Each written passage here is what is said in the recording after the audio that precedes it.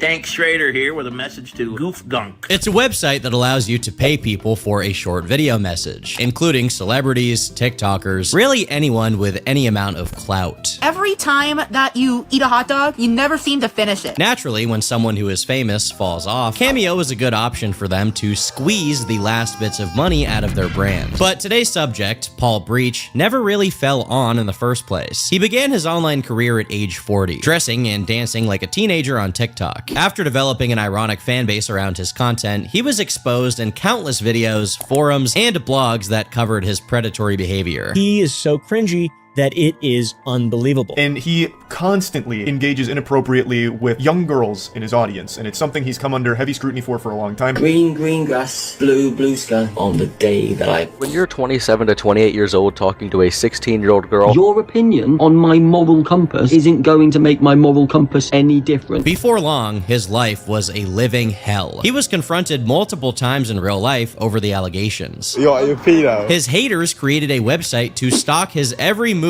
across the United Kingdom. The police took him into custody for his own protection after he was swarmed in public. After meeting up with an OF girl for a photo shoot, he was attacked by a man in a ski mask. You're cool, you're beautiful, you're amazing. But weirdly, the infamy only made his business stronger. His Cameo currently has 1,500 reviews, about the same as Dean Norris from Breaking Bad. Hello, cupcake. TikTok turned him into a bona fide celebrity in his home country, and while being known for being a creep isn't the best path to take, he seems fine with it. Then you smile, that is an order, and then jump in a cold bath. But how has he managed to survive for this long? What fuels his success? And most importantly, how do we put a stop to the entire country of England forever? Get exclusive Mortal Kombat 2 wallpapers for your PC with Bing. Choose your fighter. New wallpapers daily.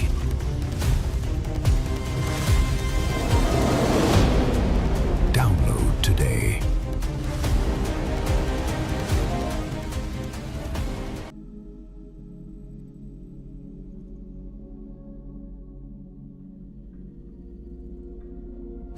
To Leo, skipping the buy one, get one means losing 50% of his savings potential.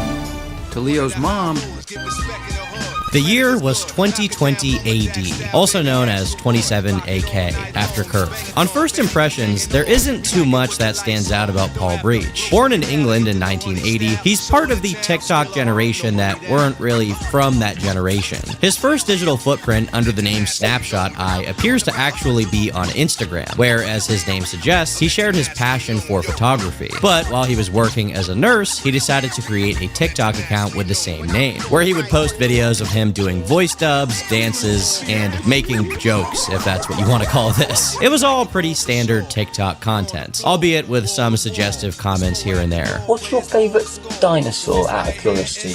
Mine's a clitoris. Sometimes, seeing older people on TikTok can be endearing. From the start, though, Paul Breach made it clear he was definitely trying to be someone he wasn't. His videos came across more like something a teenage boy would be recording as opposed to a 40-year-old man like him. He even deliberately dressed like a teenager would dress, while covering his face in filters to conceal any signs of aging, and making jokes that seem to reflect a mindset a little immature for someone middle-aged. How do you do, fellow kids? What? Naturally, the first people following him were mostly ironic enjoyers, just laughing at this goofy guy as he pretended to be a broccoli-haired Rizzler. Despite these oddities, he probably would have gone entirely unnoticed, if not for the fact that he managed to get a duet with a popular musician named Declan McKenna, as well as a few other decently viral sing-alongs that really boosted his profile. One of them is him dancing to this song called Green Green Grass. Seeing this middle-aged man do his best impression of Jacob Sartorius was pretty eye-catching at the time. So much so that Paul recorded another video where he actually dances to the song in front of some real green grass, which also went decently viral. This increased visibility naturally led to a few curious Zoomers doing research into his past, and what they found was pretty strange. One question. Anybody giving out hugs? I think I want one. Good morning. Paul would often use his TikTok comment section to flirt with people. Here we have someone leaving using a drooling emoji on one of his videos, and Paul replies with, "Let me help with that. Laughing emoji, XX. In this context, X means kiss, by the way, for any geniuses out there. Here we have him replying to a few fans in a very loving way, and he would also often express that while he was single, he was ready for love. Now, all of this in and of itself can be considered very cringe, but not really anything more than that. Frankly, it's exactly what you would expect by looking at his videos. Stop! Get me all embarrassed on interweb. So, for the time being, Paul was able to brush off anyone criticizing him as haters. When someone messaged him about it, he said, "Dude, it's a game. People pulling funny faces. It's called interacting with your fan base. Get over yourself." So he just went about his life, dancing, singing, and doing his best impression of a 16-year-old boy. They say if you watch that video, you die. Ah, that's a lot of baloney. A soda! Better come stop me! That must be the sugar. Oh, God, that's good! Another interesting trend during this time that I just have to note is that Paul would sometimes pretend to have a girlfriend when there was clearly no one there at all.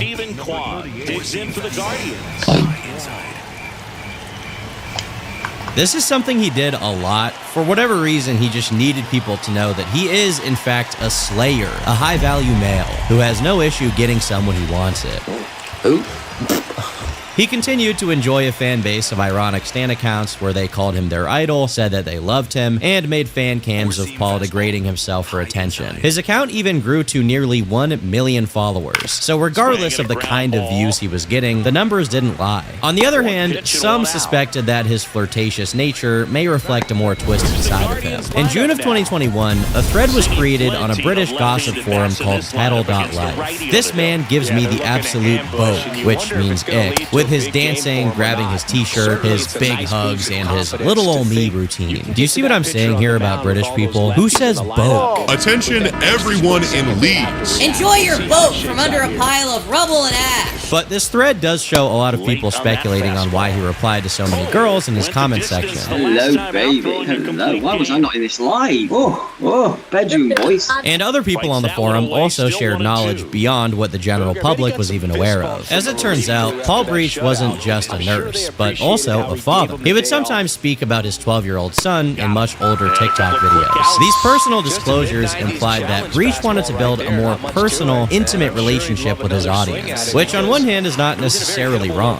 Technically, creators are allowed to share whatever they want with their audience as far as their personal life. But it also raised a question. Why was this middle-aged man with a normal job and a child to take care of acting so suspect on TikTok, doing cringy dances, deliberately dressing younger than he was, and flirting in comment sections? Well, a few people stumbled onto his Facebook page and found information relating to the mother of his child. It turns out that if the information they were given was accurate, in 2008, when Paul was 27, he was in a relationship with a 17-year-old who would have been pregnant with his son at the time. Although this was a decade prior to his online fame, it was still not a desirable age gap to most. And around the same time this discovery was made, Paul was already getting up to no good again. He got into a major controversy for asking his underage followers for pictures of their feet. Naturally, this made him look like a pretty creepy guy, and once the conversation exploded on TikTok, he felt the pressure to respond. So when I did that and said, show me a picture of your feet, whether wearing slippers, socks, hobbles, make your feet,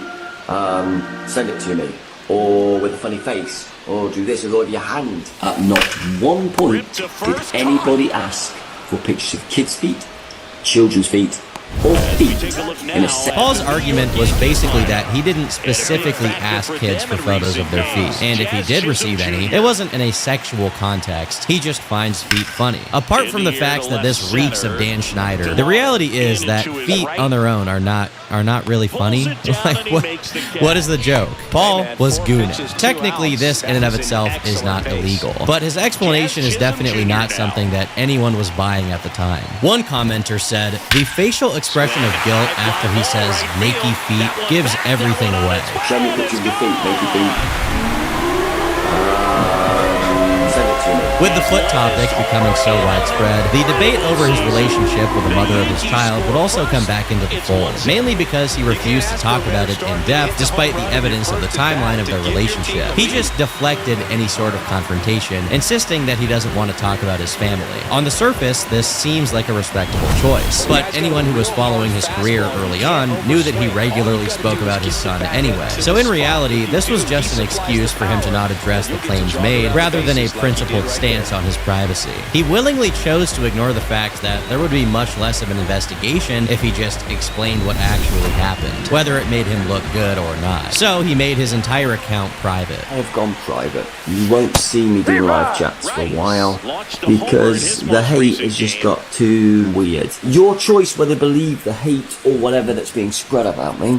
Basically, it's not true, but again, I can't make your mind up on that. It's up to you to decide that, to be honest. In the same video, he also claimed that he himself was taking measures to counter the hate. Firstly, he says that he called the police, and they should be coming to his house soon, although he doesn't explain why. I assume he's keeping it vague so he can sort of imply that the hatred online is somehow criminal. Therefore, he contacted law enforcement so they will deal with it. I'm sure that dealing with Paul Breach's TikTok comments is right at the top of their list. Oi, mate. Have you made an hateful comment about Paul Breach online? Right then, you are hereby sentenced to 5 years of the hurdy-burdy crumpet. In the video, he also says that he's talking to his TikTok manager about the situation. I'm not sure what that is supposed to mean, but I think this is just a manipulation tactic to scare people into not talking about him anymore. It did not work. I'm also talking to my own TikTok manager about the stuff that's going on here. So hopefully that will get sorted out as well. Fingers crossed. You never know. Although he began his time on TikTok with the goal of attention, now that it was negative, he was retreating back slightly into the hole from whence he came. He was initially under the impression that his Stan accounts were sincere instead of ironic, but it seems like he caught on at some point and began blocking them. He also appealed to a sense of loyalty among his followers, stating that any rumors being spread were unsubstantiated, and they were simply being made by people who held a grudge against him. Because technically, I've done nothing wrong. You could choose to believe them or not, but ultimately, he didn't care anyway. He knew who he was, and so did the people around him. So if you do come across any stuff written, said about me, it's your choice. Would you believe it? I know, and the people close to me know, none of it is true. At all. But at this point, even his inner circle was turning on him. Paul reveals that he had a tight-knit chat with him and his moderators, but even they had walked out on him after learning the new information. Or lies, as he puts it. And these mods told me that I should only basically speak to them and didn't need anybody else, so I confided lots of different stuff in them. I didn't do exactly what they wanted all the time. It turns out they then write stuff about me as well, and they twisted a few things as well, which is nice to see.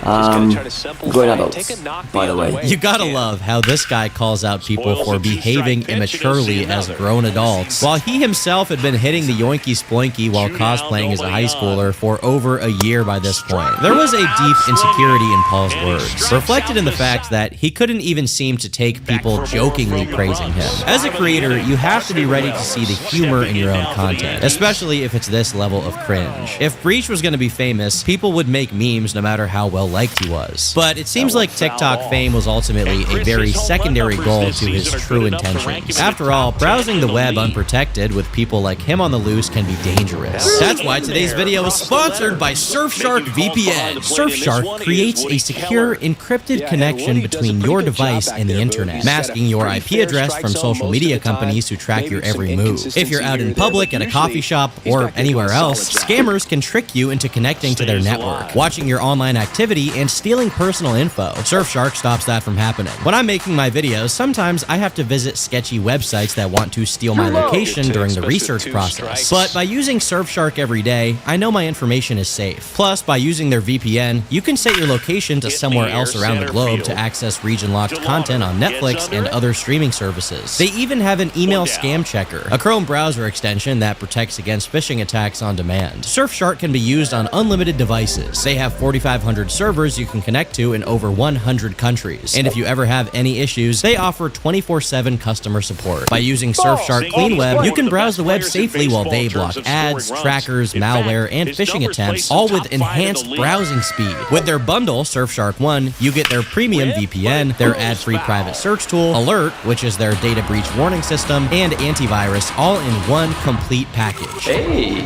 that's pretty good. Plus, they have an exclusive offer right now for my subscribers, a 7-day free trial plus 4 extra months. So go to my link in the description at surfshark.com/TomFree and use code TomFree at checkout for a 7-day free trial plus 4 extra months of Surfshark today. They also have a 30-day money-back guarantee. I hope you all enjoy surfing the web with Surfshark, and thanks to them for sponsoring this week's video. How's my evening, Chloe? Lovely, thank you. Chloe Hall, I notice you're not following me. Hint, hint, wink, wink. It became obvious that Paul was lonely following the end of his long-term relationship with the mother of his son. Although most people would just use dating apps or meet people at social events in this scenario, his interactions with fans showed that he was looking for something else. And it wasn't helped by the fact that he did seem to possess a skewed interest towards his younger audience members, considering the whole foot scenario. Given he was so forward, it wasn't long before someone actually reciprocated his advances. Another TikToker by the name of Sophie. Always turn these comments off. Why?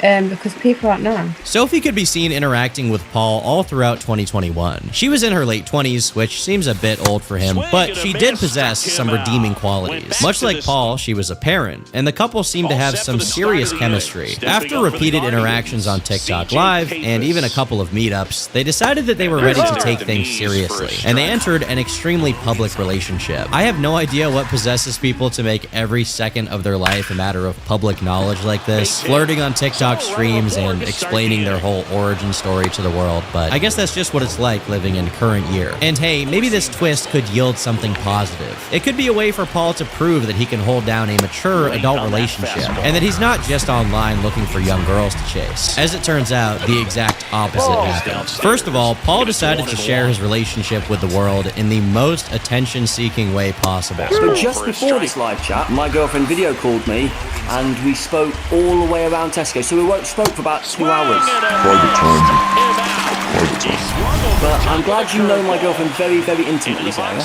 Or do you only know her from TikTok? Posting TikTok after TikTok, leaving comments like the relationship was some sort of prize or validation, rather than just dating a girl. When someone commented, "What's the youngest you'd go, lad?" he simply responded with, "I'm dating Sophie, so it would be Sophie." As if to say, I'm currently dating someone in her late 20s, therefore nothing weird could possibly be going on with me. But okay, so what? Some guy involves his girlfriend in his content. That's not a big deal. You know what? True. I don't think this matters that much if Paul was a committed father outside of the relationship. But almost as soon as our hero was singing from the rooftops that he was dating someone, things began to fall apart. I do like being here, but I have to go home this weekend. We'll see how I feel. Although it seemed initially that Paul was staying at Sophie's for Christmas, when December 25th came around, it was clear that he was actually staying in a hotel. As sad as that change of plan was, Paul still tried to keep up the facade. He recorded this video of himself dancing in his hotel room, where he clearly looks up past the camera as if someone is there to acknowledge them. But if we look in the reflection of the window behind him, he's just alone in this room. No one is there. Someone even commented asking who he's smiling at, and he says, "The person right in front of me." When my grandma asked where my girlfriend is, so I have to look her genuinely explain astral projection and my 2022 ashwagandha overdose. But hey, maybe Paul and Sophie were just on a small hiatus, or there had been a change of plans. This guy is a slayer. You cannot tell me things didn't work out for a high-value male like him. Stand by me and enjoy the fruits of my labor.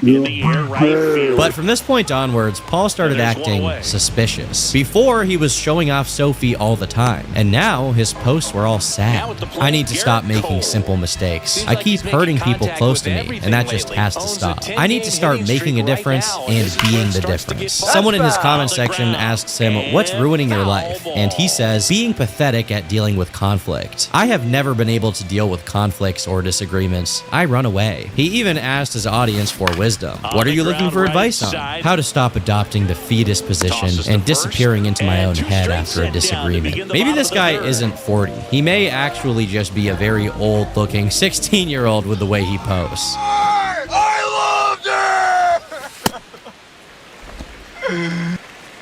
Whoa. What's that? I just built a budgeting app in Base 44. Guys, Nina just built an app. Impossible. Right side. Code. Interesting. Can it generate reports? Throws to first. And that's Although the third out. relationship had distracted the masses from Paul's previous issues, they didn't go away entirely. By the end of 2021, he had set his Instagram account to private, but one curious user would troll him into accepting a series of follow requests. What they found was that Paul had been leaving likes on the account of a girl who was underage at the time. While I won't show the posts themselves, the girl is clearly in a bikini in multiple of the posts he had liked. Another one of them is her fully clothed, but her ankles are out, which Paul made sure to like as well. While others are more innocuous, like what appears to be a photo of her at prom. Once again, in and of itself, this is not necessarily malicious, but it does speak to a pattern for Paul, especially since we know he uses his following to farm potential dates. All of this was captured in a screen recording, which, while not definitive proof, as I suppose someone could fake it, it's harder to fake than a screenshot. People then dug up more instances of the same thing. This person says, he used to like my TikToks when I was 17. Here he is following a girl who says she's 17 in her Instagram bio, but in fairness to Paul, this wasn't exclusive to people who are underage, as he would also follow the accounts of girls who were above the age of 18. Once again, this stuff is not inherently predatory, but it doesn't look very good, especially if Paul wanted to dispel the previous claims made against him. All of this evidence was then passed on to Paul's current girlfriend, Sophie, who would confront him over it, with Paul stating privately and publicly that he was only liking the first girl's pictures because she was fighting cancer, and he followed another girl because she had suffered from a debilitating illness. If you're on my follow list on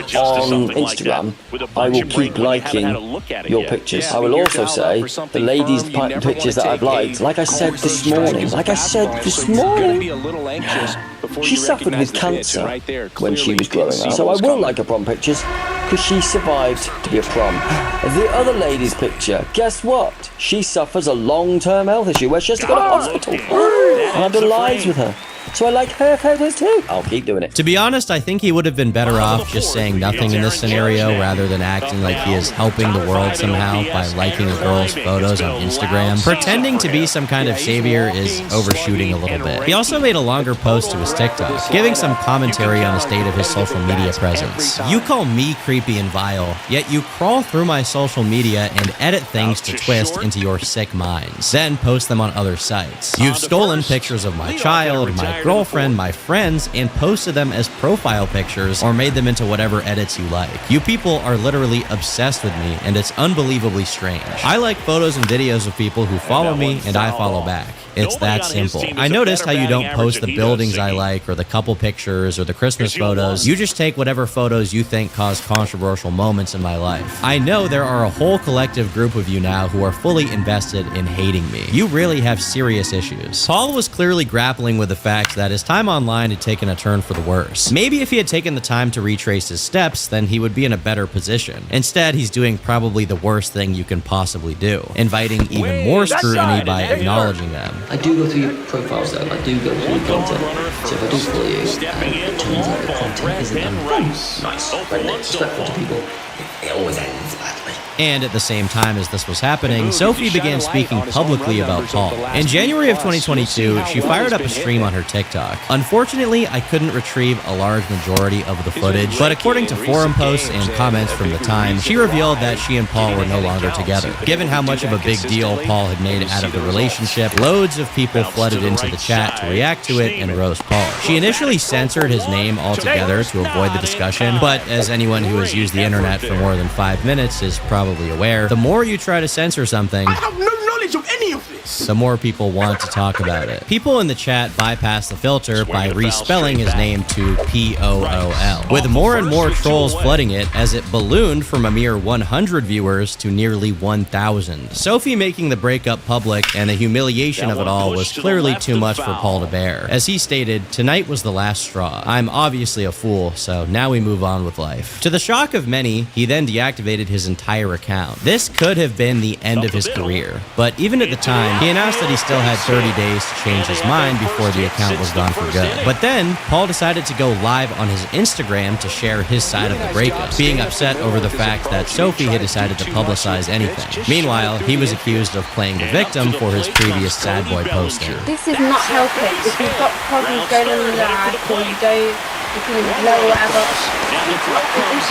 It's not the place to be behaving like this. Excuse her Britishness, but she is generally right. It's not a good idea to air out your issues on social media. Your followers are not your close friends. They do not know you. They shouldn't be trusted with your feelings and your sensitive information. Paul, meanwhile, made a new post to his Instagram. Why can't people just be normal, decent human beings? I was told that some of you who follow me on here screen recorded me last night talking on Insta Live. How is that not the strangest thing to do? I just want people in my life who I can be there for and to also just want to be normal friends. Am I asking too much? In a sense, he isn't asking too much, but he is seeking it out in the wrong place. If you don't want your Instagram live streams to be recorded and posted elsewhere, then you shouldn't be live on Instagram. If Paul's only followers were his close friends and family, then maybe he could expect something different, because then they would actually be people he trusted. But that's clearly not the case, given that he had over 1,300 followers. Am I supposed to believe that every single one of these people are Paul's close friends? Or is it possible that most of them are just people from his TikTok who don't know him personally? If you want to have friends, then make friends offline and talk to them in private messages or call them. A live stream is not FaceTime. I know Paul is middle-aged, but even my dad knows this, and he was born in 1922.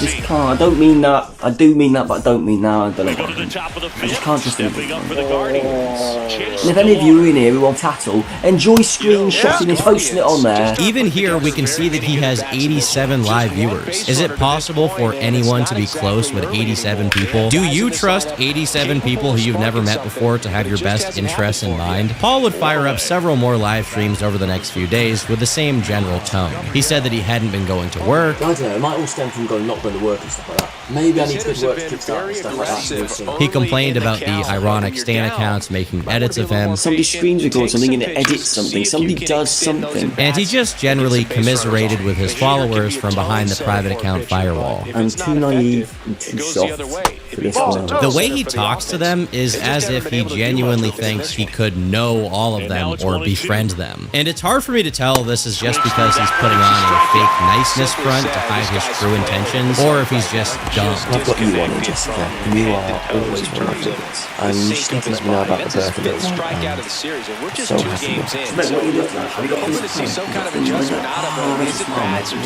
At points, this even veered into more concerning territory, with people leaving comments like, "You've got so much to live for," as Paul implied something very dark could happen. At one point, someone was so concerned that they even called a welfare check on him to make sure he was okay. It's understandable to be sad about the end of your relationship, but this kind of behavior wasn't doing anyone any favors. He should call his dad or something, not talk to his followers on Instagram. With even more scrutiny than usual, Paul was called out for some other pretty suspect behaviors. The first claim was that he had set up an Instagram account for another one of his ex-girlfriends named Frankie. Paul was the only person to interact with this account, which had a total of one photo. When someone messaged the person behind it asking, "Is this the real Frankie?" the account responded with this: "Yes." And I think the disrespect that Paul is getting is disgusting. He has not done anything wrong to me, and I'm pretty sure he has not done anything wrong to Sophie. He's a good man, and everyone who's trying to push him over the edge deserves to see the evil in themselves. It's horrible. Soon after this message was sent, the account disappeared entirely, which played into the theory that Paul had basically created a stock account to defend his honor under the guise of being a woman who dated him in the past. With that being said, Frankie herself would then make a post on TikTok saying that it actually was her, and she even defended Paul a bit. So I met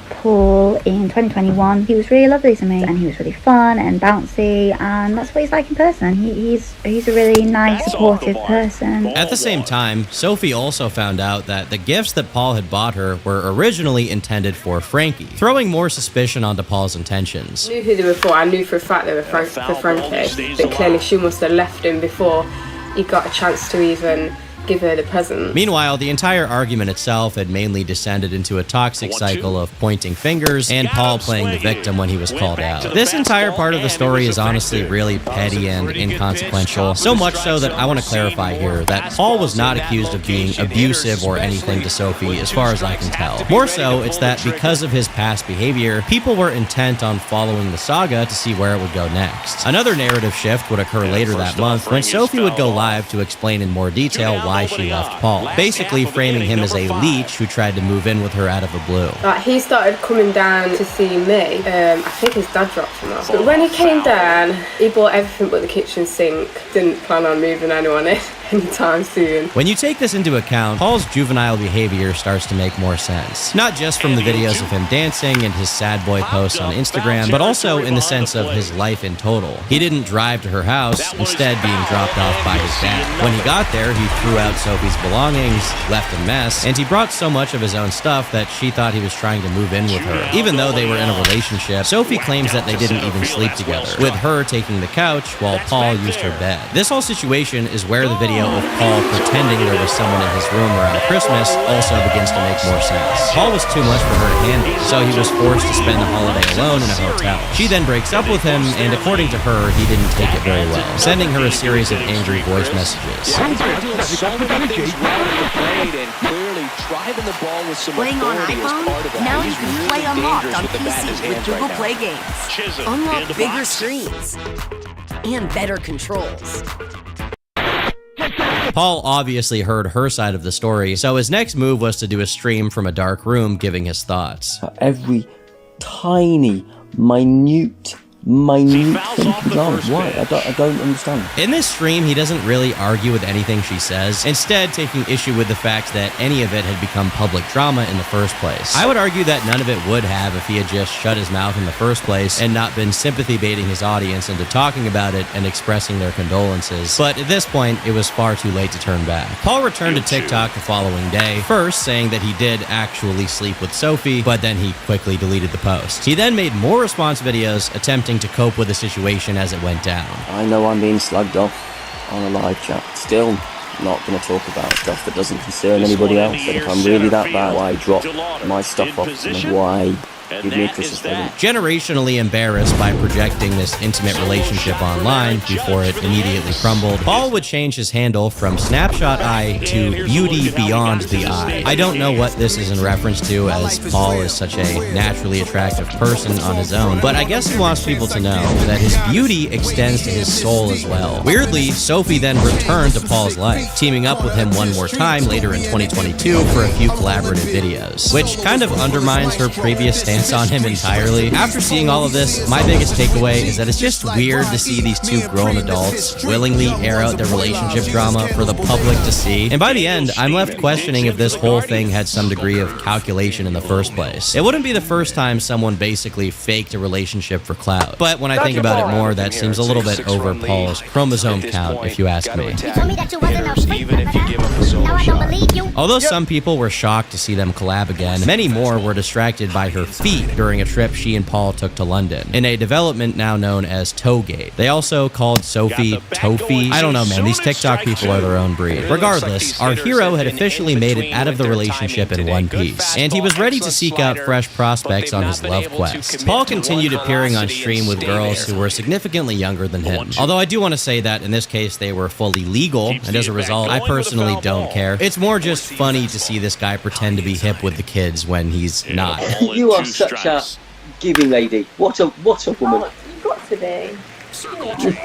This girl is named Leanne. She's 24 years old and someone who Paul found himself on stream with a lot. Much like Frankie and Sophie, she also had a son. It's unclear what specific intrigue Paul had with her at this stage, but it didn't stop him from asking about her and her friend's sex life. And nothing happened the other night, did it? Friday? Yeah, Thursday night. You are near enough a reborn virgin now, did you know that? In spite of his obvious interest in her, nothing ever really came of it, so Paul would continue to perform mating dances on TikTok, hoping to attract a fair maiden. A few months later, he thought he had done just that, traveling to London to meet a woman he thought was 19 years old. If there was any ambiguity over his intent, he even showed that he had taken a condom with him. Imagine his shock when he arrived and he was told that he had actually been catfished, and this supposed 19-year-old was actually 32. In other words, a skeleton, a vase of ashes, an eldritch being, one of the old gods. Paul claims that while he was talking to this woman for a total of 5 months, she even pretended to have a sister who was having mental health issues to sympathy bait him. He also states that he never really did anything sexual in their messages. He simply asked for a photo of her smiling and nothing more than that. Then I will ask you to smile occasionally, like I do lots of people on here, because yeah, I'm that cute guy who likes to smile. I send a message saying I see a smile,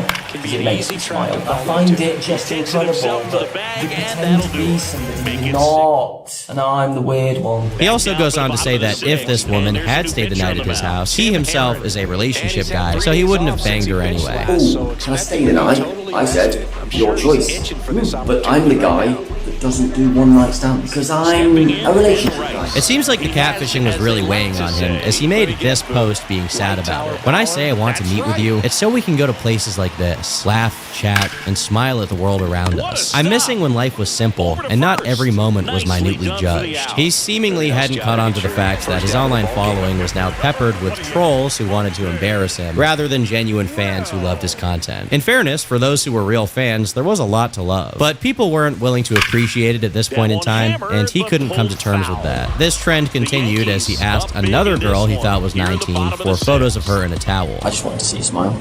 Then there was a towel involved, and that towel was mismiled. And then you wouldn't be in the towel tonight. I just wanted to see you smile. Once again, Paul was not breaking the law here in any way, and you'd be hard-pressed to call him a PDF file of any kind over this specific instance. But it was clear that trolls were basically trying to extract any cringy message they could out of him, and he fell for the bait every single time. A few months later, it happened again, as he would attempt to go geocaching with someone who was 19 years of age, as far as I can tell. With that being said, the age has been debated, as in one video where he was confronted in real life over it, his harasser refers to someone being as young as 16 years old. Wait, why do you talk 16-year-old girls? Why do you talk 16-year-old girls? 16. Huh? Who's 16? Back in Yankee Stadium, top winning number 7, Kyle Manzardo digs into the girl. But I haven't been able to find any confirmation of that. Meanwhile, his sad posts on social media continued. I'm missing affection at the moment more than I can ever explain. And I know that's not healthy, but it's literally my life force. It gives me energy and recharges my balance. Are you a Roblox fanatic? Microsoft Rewards has a brand new way for you to earn digital gift cards from Roblox.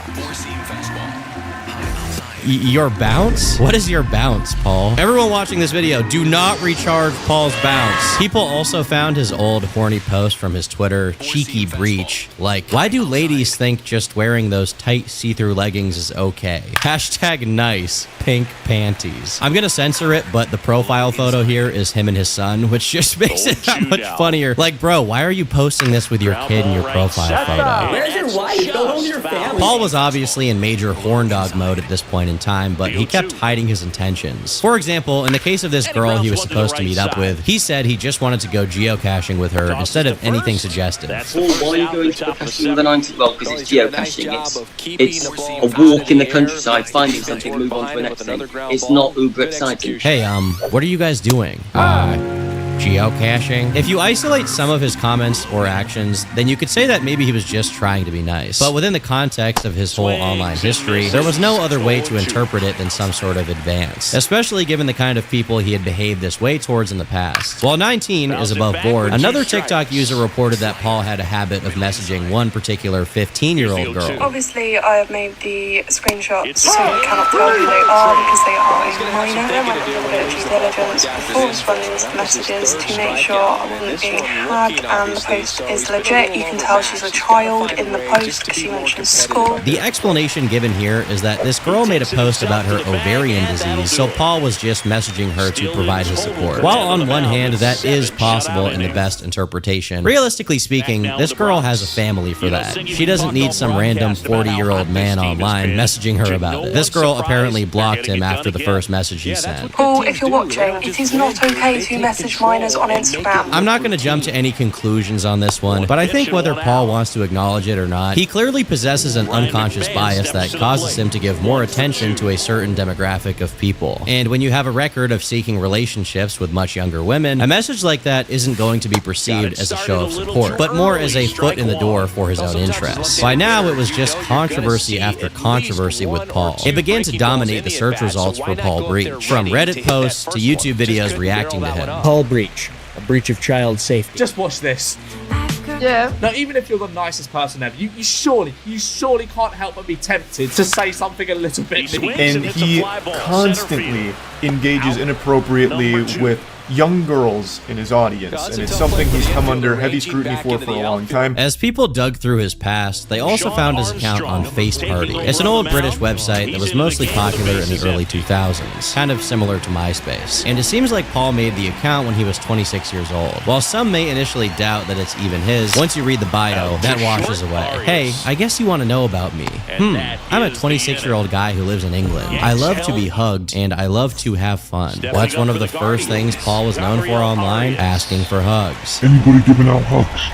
I think I want one. Once again, this seems innocent enough for the time period, but it just confirms that Paul was always seeking out relationships online in unusual ways. Rather than make an account on a dating app, he would rather use other social media to be underhanded about it. Naturally, this increased visibility from YouTubers and his haters also led to more interactions in real life. You on the eye. Hey, I'm a pedo. See another pitch like that from the top level. You're a pedo. You sit on your live and pretend to talk to people that aren't there, bro. Now, I do want to say here that I don't support ambushing any online figure in person, regardless of who they are. If they're going to be dealt with by anyone, it's the police, not random guys following them around like they're John Lennon. With that being said, this negative attention could have been a sign that Paul needed to step away from social media, that his infamy was going to have a detrimental effect on his life and the lives of those around him. However, Paul's addiction to fame was too strong by this point. Going forward, he would only seek to extend his influence and to silence those who spoke out against him. Point of view: you're mentally exhausted after binging 7 hours of snapshot eye videos and reading the last 9 threads on Tattle, trying to figure out who this man really is. By early 2023, plenty of people were aware of Paul Breach's reputation, and they mocked and hated him from all corners of the internet. However, the most persistent source of research and coverage of his behavior was the aforementioned forum Tattle Life. For a little more background, Tattle Life is a site more oriented towards celebrity gossip. However, they also cover a variety of tabloid and social media figures. Over the last couple years, they found themselves at the center of legal cases and criticism from public figures who they made threads on. How would you feel if people were writing completely untrue, extremely abusive comments about you and your business online? But before a lot of the mainstream attention, they found an adversary in today's subject. The first thread about Paul Breach had been made on June 4th, 2021, and by April of the following year, they were on their 32nd. To put this in perspective, each thread has approximately 50 pages of messages. So, in the time that they had been following Breach, 1,600 pages of discussion had been created about him, and Paul was very aware of this fact. They hate living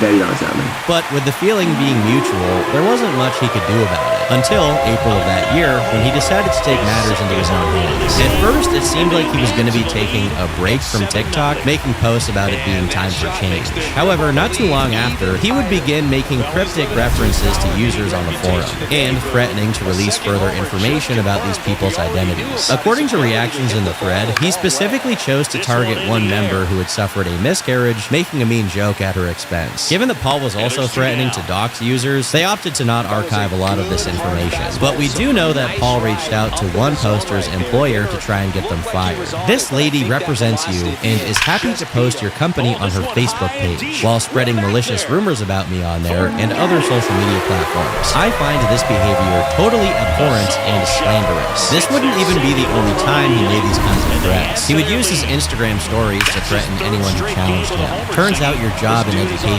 isn't the only thing you have a passion for. Bad-mouthing me also seems fun for you. Although the forum users were definitely upset, this whole thing inspired a debate as to whether or not it was truly ethical to even keep the threads open. Not just because Paul was doxing users, but also as to whether or not they would be giving Paul what he wanted by talking about him. On one hand, Paul could be attempting to silence those who criticize him, relieving himself of the backlash that he had been getting online. But on the other hand, was he provoking people with the intent to increase his coverage? Although he began his TikTok journey with an attempt to corner his own niche in the market for old men acting half their age, maybe it had dawned on him that infamy was going to be more profitable. Maybe it was both. In the end, moderators decided to keep the Paul Breach threads open, although some people did opt out of the conversation entirely. But honestly, I don't really think their decision mattered, as Paul continued to seek out any way to profit off of his reputation. At the end of May, Paul launched his own Cameo page. As I mentioned at the start of the video, as funny as Cameo can be, there is a class of people who, at the peak of their infamy, join the website to make the most of the attention they're receiving. Paul Breach was an excellent example of one of those people. Laney,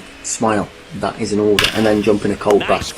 Get yourself smiling, get yourself happy. I've been a moody little... Yeah, for a little while, and that is just stupid on my behalf. You need to smile, you need to be happy. You got a beautiful smile. Please, please use it, perhaps. Please, believe you're amazing, Alicia, from me. Although he was seen as a menacing predator to some, to others, he was just too incompetent to pose an actual threat. He was very clearly delusional on this topic, even claiming that Cameo invited him personally to the platform and posting this very professional message to prove it. But in an entertaining way, the culture of a website like Cameo is perfect for Paul. Sigma. This guy is an actual politician, by the way. It's over. Or rather, it's over for England. But maybe it always was. People who follow so-called lol cows like Paul love someone who's just out of touch enough and will gladly follow whatever orders they're given, no matter how stupid they look. I will say, for someone who was so obsessed with wanting to be perceived as a hero, making a cameo was a surprisingly cynical move. It represented another step in Paul Breach's evolution from somebody who wanted to be liked to someone who knew they were hated and was learning to live with it. Camera, action! Why don't you book a cameo for your friends, family, loved ones, all those people who mean the world to you, even your pet goldfish, and that person you've ever intimate relationship with in next door.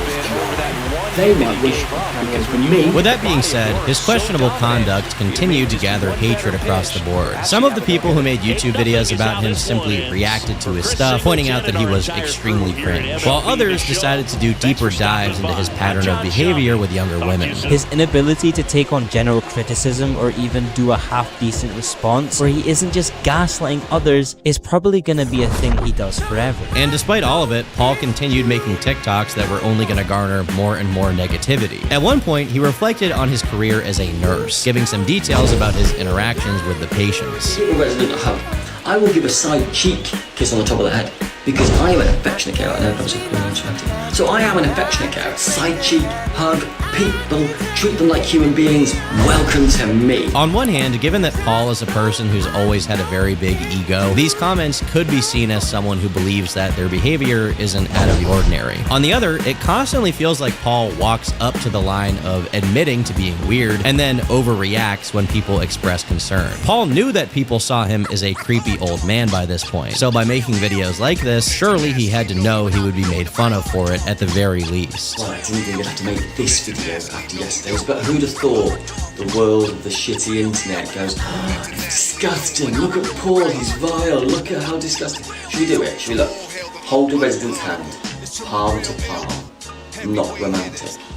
Hug a resident, side to side, arm round the shoulder, not bear hug, not romantic. And let's get to the side cheek, kiss on the into the air, not on a person. Person, side cheek.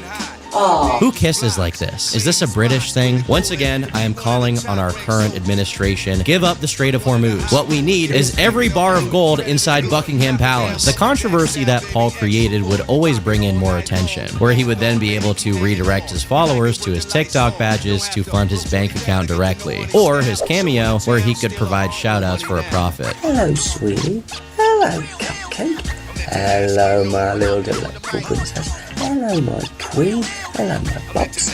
Hello, my boo-boo-boo. Even if the people paying for these cameos hated Paul and were just going to repost whatever he sent to make fun of him, in the end, he still won in a way because he was making money. So he just grew stronger and stronger. The hate had officially become a vehicle to make a living. It all begs the question, was everyone calling him out at this point actually helping him? I miss my social media being small and stuff, where I could just interact with you guys and find out about your lives, your family, your work, things you like, things you don't like. Now it's just ridiculous. I just can't do it. Over the next few months, Paul's cycle of dancing, trolling, bragging, begging, and posting Pinterest monologues continued. So this is me and my face. I used to let it affect me when people called me unattractive or poked fun at my appearance, even more so since I'm now everywhere on social media. I understand that I will never be a 10. I will never be the guy that turns heads when walking into a room, and I will never be that guy the ladies lose their minds over. What I will always have is the self-confidence to hold my my head high and say, this is me and my face. I embrace my imperfections, and I keep smiling my wonky tooth smile. I think in the future, orbital implants will probably be required for you to fully ascend, but as well as an OBO. Yeah. Look like speed, go like speed. Expedia, the one place you go to go places. With Purdue Global, education fits your life, however it looks. So being a mom and a student would look like listening to a lecture while folding laundry. At Purdue Global, the learning you have gained, the experience you already have, matters. Start your comeback today. If there was ever an ounce of self-reflection in Paul's posts, it would immediately be destroyed by his innate desire to make himself the center of attention. Criticism from people who had called him out in the past for interacting with underage girls It is not okay to message minors on Instagram. was ultimately brushed aside as nothing but hate. Boo boo! Our little boo boo's watching! And he's like, what, a phone with me on the picture going, yeah, Joined by my partner Chris Singleton, I'm John Shaw. needs to spend some time We'll with sing boyfriend. as we come But in is there this not much one. more It's exciting to all do about than talk about me on a thing? Yeah. I mean, you are acting like an Chance adult, for the slagging fruits to off come another out. adult The on. pressure is So I might as well definitely join in and We'll see go, if they can find a way boo south. boo. And I think part of the contempt brewing for him was how smugly he responded, even though he would always deny any wrongdoing when he addressed the drama, and never came across like he genuinely believed he was innocent. Instead, he just knew that there was no burden of proof that could yield actual consequences for his actions. But pride always comes before the fall, and with so many people waiting to pounce, a misstep felt more like an inevitability every day. In January of 2023, he would finally come face to face with the consequences of his actions when something insane happened. So Paul decided to go do a photo shoot with a girl named Grace, who at the time was 19 years old. As his old Instagram posts and his username suggests, one of Paul's secondary passions was photography. He would mostly post pictures of the world around him with some heavy filter that made the imperfections difficult to spot, but at the end of 2022, he wanted to take it to the next level. So he hired Grace to be a model for his photographs. Obviously, there were a lot of people clowning on the fact that he was 40 and he was taking pictures of a 19-year-old girl. They called him a gooner, especially given the fact that she had an OnlyFans. But despite all of this, Paul was very comfortable sharing details despite the persistent stalking from some people online, including the fact that they were staying together in an Airbnb. However, as time passed, rumors began to circulate that something more serious had gone down, that Paul had divulged a few too many details on his stream, leading someone to jump him outside of where they were staying. Don't get excited. It's just the person we're doing the photo shoot for. Don't get excited. It's just the person we're doing the photo shoot for. So if you hear another voice, it's the photo shoot person, because we're going to do the evening pictures. Initially, Paul wouldn't acknowledge anything, continuing to operate his account as if nothing went down. But once the shoot was over, Grace herself took to her stories to share that something bad had happened, and she had to call the police. A few days later, she would go live to finally reveal everything. After a day of photography, they were on their way back to the Airbnb when they were attacked by a person in a ski mask. Paul was apparently already inside the house, so he just pulled her inside. A few hours later, Grace called the cops again after she spotted someone outside taking photos of the house. In light of these incidents, she decided to cancel the lingerie shoot that they had planned together, which obviously disappointed Paul. So let me get this right, because I'm not a professional photographer with a studio with expensive equipment. When somebody who does some modelling wants me to try and take some pictures of her, it's not allowed because you guys decide so. Now, this video I just showed is from before Grace shared her story publicly, but once it was out, his tone changed very rapidly, now to one that was angry on her behalf. I had to put cameras outside the front of my house now to sort of picture your faces, because you can't stop being dicks in this universe. I'm gonna put up with people putting masks on, running at a poor girl who I'm with at the time, trying to punch me, or trying to just scare the shit out of her. But luckily, thanks to this social media shit, I can afford to pay for something legally. So that's my day tomorrow, sort it out. I'm going down civil court route to that. In fairness, he is right. It is insane that someone in a ski mask decided to track them down to the Airbnb they were staying at to harass them, attack them, and take photos of them. At the same time, Paul should have known that sharing his exact location so carelessly would allow some of his more insane followers to engage in this behavior. He didn't seem to be doing his best to prevent it. Given how insane this development was, the story spread throughout TikTok like wildfire. fire, picking up attention from very popular TikTok creators who would shed some light on the situation outside of Paul Breach's usual detractors. Our dads are probably that age. Can you imagine your father having almost 1 million followers on TikTok, being famous for being called a nonce? I think it's kind of time to stop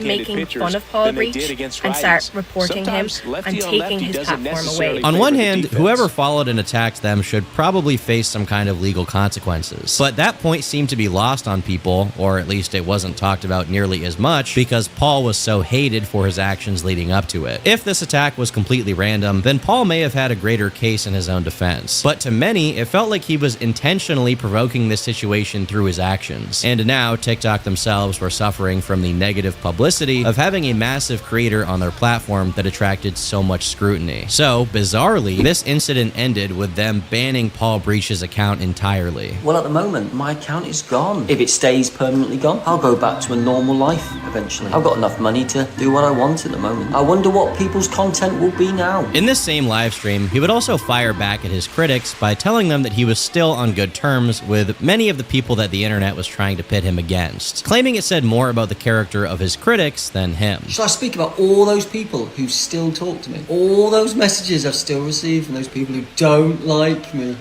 or who are scared of me. Maybe I can do an Insta talk.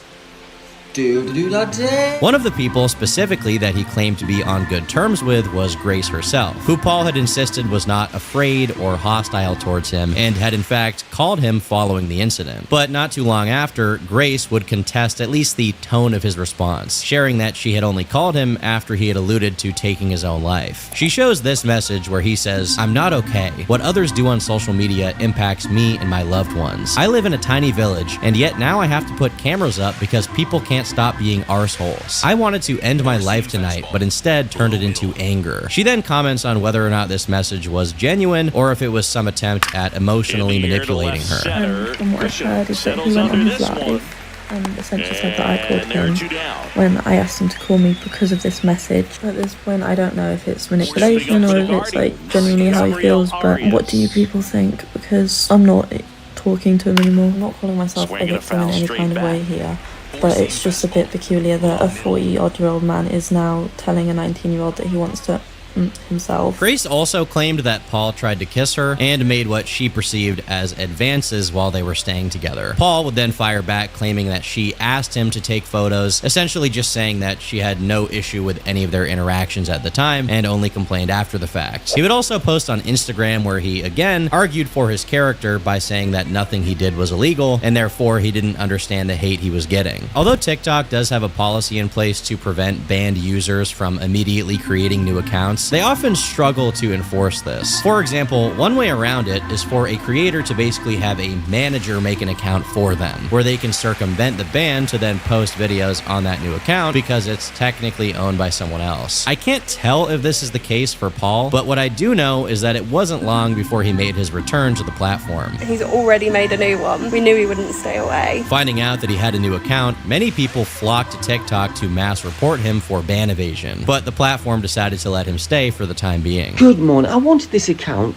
to be dancing. This new one, I just wanted me to be dancing and smiling. He also made sure to turn off the comments on this post, probably because they were going to be far too positive if he left them on, and he just doesn't need that in his life. TikTok allowed Paul to resume his career uncontested, but his infamy was now spiraling out of control. Just a few days after the ski mask attack, another video went viral of Paul Breach being led into a police van. Many people initially thought he was being arrested for some kind of crime, but in reality, this was done for his own protection. Apparently, while Paul was out at some bar, someone recognized him and locals began swarming the area. Once a large group of people had gathered, they started chanting "Hot Chalky Walkie," which made Paul feel unsafe. Hot chocolate walkie! He was so infamous that his every step was being tracked. A website was opened called the Paul Breach Tracker, where people could see every confirmed sighting of him across the United Kingdom. He couldn't go anywhere without someone recognizing him. They treated this guy like he was Bigfoot. Guys, we're on our way to go see Paul Breach, the pedophile. Oh, I think he's talking to someone. Y'all see that over there? Yeah. Y'all see him? Yeah. With the sightings of him often going viral on their own. Paul Breach spotted in Trafford Centre. He wasn't even doing anything here, bro. He's just going for a walk. Meanwhile, on his own social media pages, he continued to act a fool, drawing in more coverage from YouTubers who would provide their takes on his actions. It's been a really, really weird time seeing this man develop into even more of a creepy bastard online. And I think it's safe to say that it's not going to stop anytime soon. He was so well known that he was being referenced by mainstream celebrities like Louis Capaldi, making fun of the time that Paul accidentally ripped one on stream. Who? Oh no. That's a reference to that guy. That kind of Snapchat, I guess. In April of 2023, he was reported to the police for allegedly taking unwanted photos around a park. According to this article, he was accused of taking photos of children, mainly girls, and then asking them to take selfies with him. Although I will say, no real police action was ever taken. And honestly, this could be an issue of Paul's previous reputation causing him issues once people found out he was in the area, rather than him actively doing something wrong in this scenario. Paul's response was just to say, "I can't answer accusations that didn't happen." Around this point, his following amongst critics began to wane. Not because he necessarily changed in any way, but more because he didn't. Everyone had already tried to stop him from posting content, and they couldn't. Any publicity was good publicity at this point. If the entire country of England banding together to stop him from posting cringe wasn't enough, then nothing would be. So people just kind of moved on. With the attention mostly dying down, Paul Breach has settled into websites that allow him to use a paywall as protection from anyone who might want to attack him. The main one being Cameo, where he's continued to fulfill the lifelong wishes of his fans. Have a beautiful birthday. I hope you're being spoiled, not only by this, me speaking to you, but by amazing things that make you enjoy life. So whatever you're doing. Cameo is the perfect match for someone like Paul, who always wanted to be paid for doing basically nothing. He rakes in praise from satisfied customers, while leaving most of the criticism confined to spaces that can't reach him in any meaningful way. All this horrible evidence, where is it? All these people I've met, where are they? Yeah. Where are they? All these, where are they? You know, all these court dates I've got, where are they? All these all these girls, where is it? All these kids I've got, where are they? Yeah, all the stuff. While he makes money off of Cameo now, the beginning of his career shows that Paul Breach's goal was never really financial. Instead, he wanted to connect with people, and by that, I mean their feet. People who found his account in the first place were addicted to cringing at this 40-year-old man acting less than half his age. Once more serious claims were made about him, things took a dark turn. But instead of leaving, Paul began a tug-of-war with the internet, turning his life into a spectacle. But when a person's sole purpose is to be that spectacle, what happens when people stop watching? His most recent posts on Instagram show him basically playing into the cringe culture he thrived off of in the first place. I don't even feel the need to comment here. I think this video really just speaks for itself. But given the nature of Instagram Reels in current day, stuff like this really works, as this post got over 260,000 likes. Maybe he will have another shot at some level of mainstream appeal, once again in the ironic sense that he was followed for at the beginning of his career. Please, what do we have on him? Please, you're amazing. For me, this is a moment in time. A moment that you look back in a couple of years and go, what was I worrying about? Or maybe he'll just wallow in obscurity, constantly trying to one-up the level of embarrassing video he can produce for people to cringe at. I've been Turkey Tom, thanks for watching, and until next time, leave me alone, bye.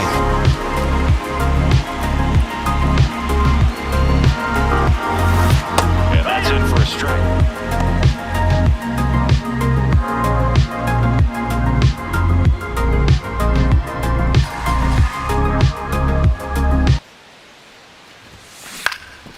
Swing and a ball popped in the air. That gets down for a hit. Man aboard on the At one point, the name Mizkif was synonymous with Twitch itself. As one of the platform's most popular streamers, and arguably a pioneer of the just chatting genre, he had the world at his fingertips. A few years and a series of allegations later, he's destroyed any goodwill he once captured. And everyone is simply ready to accept his fate as yet another deservedly canceled streamer. But it wasn't always this way. And ball one to In 2015, Matthew Rignuato was just some Italian kid from New Jersey. He was attending school for finance, hoping to eventually work for Vanguard, one of the largest investment companies in the world. He claims that at 16 years old, he joined a Skype group called The Wolf of Weed Street, led by a man who may be Jason Spatafora, an investor known for his dealings with cannabis companies. But I'm not sure if this is the same guy that Matt is talking about, as there are actually a few Wolves of Weed Street. Now, Matt claims that by following the advice of this Skype group, he managed to turn $2,500 into $150,000 at the age of 16. However, due to poor investments, that number will shrink to $15,000. But this did give him a passion for finance, which he would pursue a degree in. After finishing college, he had his Vanguard job lined up and was ready to enter the finance pro workforce. But during a trip to Wildwood, New Jersey, he suffered from a sudden health issue. His left arm went completely numb during the day.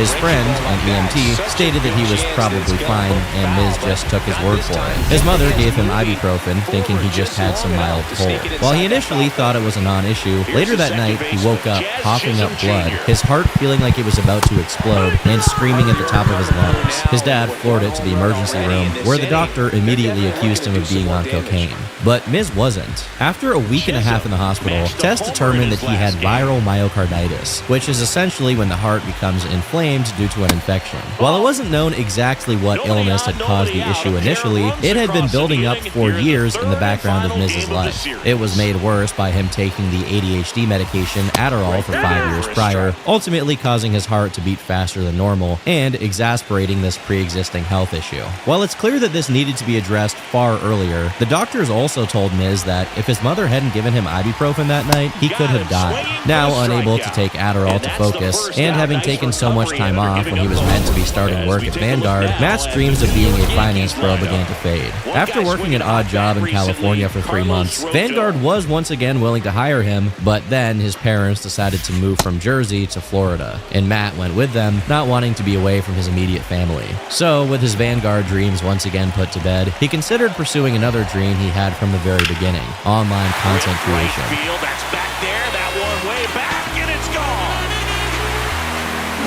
To understand what made Miz successful, you have to understand that he began as primarily a viewer of the scene and a community member. Mizkif had joined the Discord server of YouTuber Blink, someone who was embedded in the culture of Twitch and had made various videos commenting on the current events of the streaming world. Mizkif had become a regular in Blink's Discord and was told by the community there that he was funny and had a lot of knowledge on the ins and outs of Twitch subculture. They suggested that he make videos of his own. In 2018, the Twitch community was really beginning to come into its own, with names like Mitch Jones, Greek God X, Tyler1, and Dr. Disrespect dominating the platform. Miz knew that if he began streaming, he was coming into a world where no one knew his name or had any reason to watch him. At the time, his viewer count could be as low as 10 people watching on a good day. It would take months, maybe even years, before he made $1 off of his efforts. So he decided to take a shortcut. He began producing short documentaries about the lives of some of the biggest names on Twitch. The first one was about Tyler1, well known for screaming while playing League of Legends.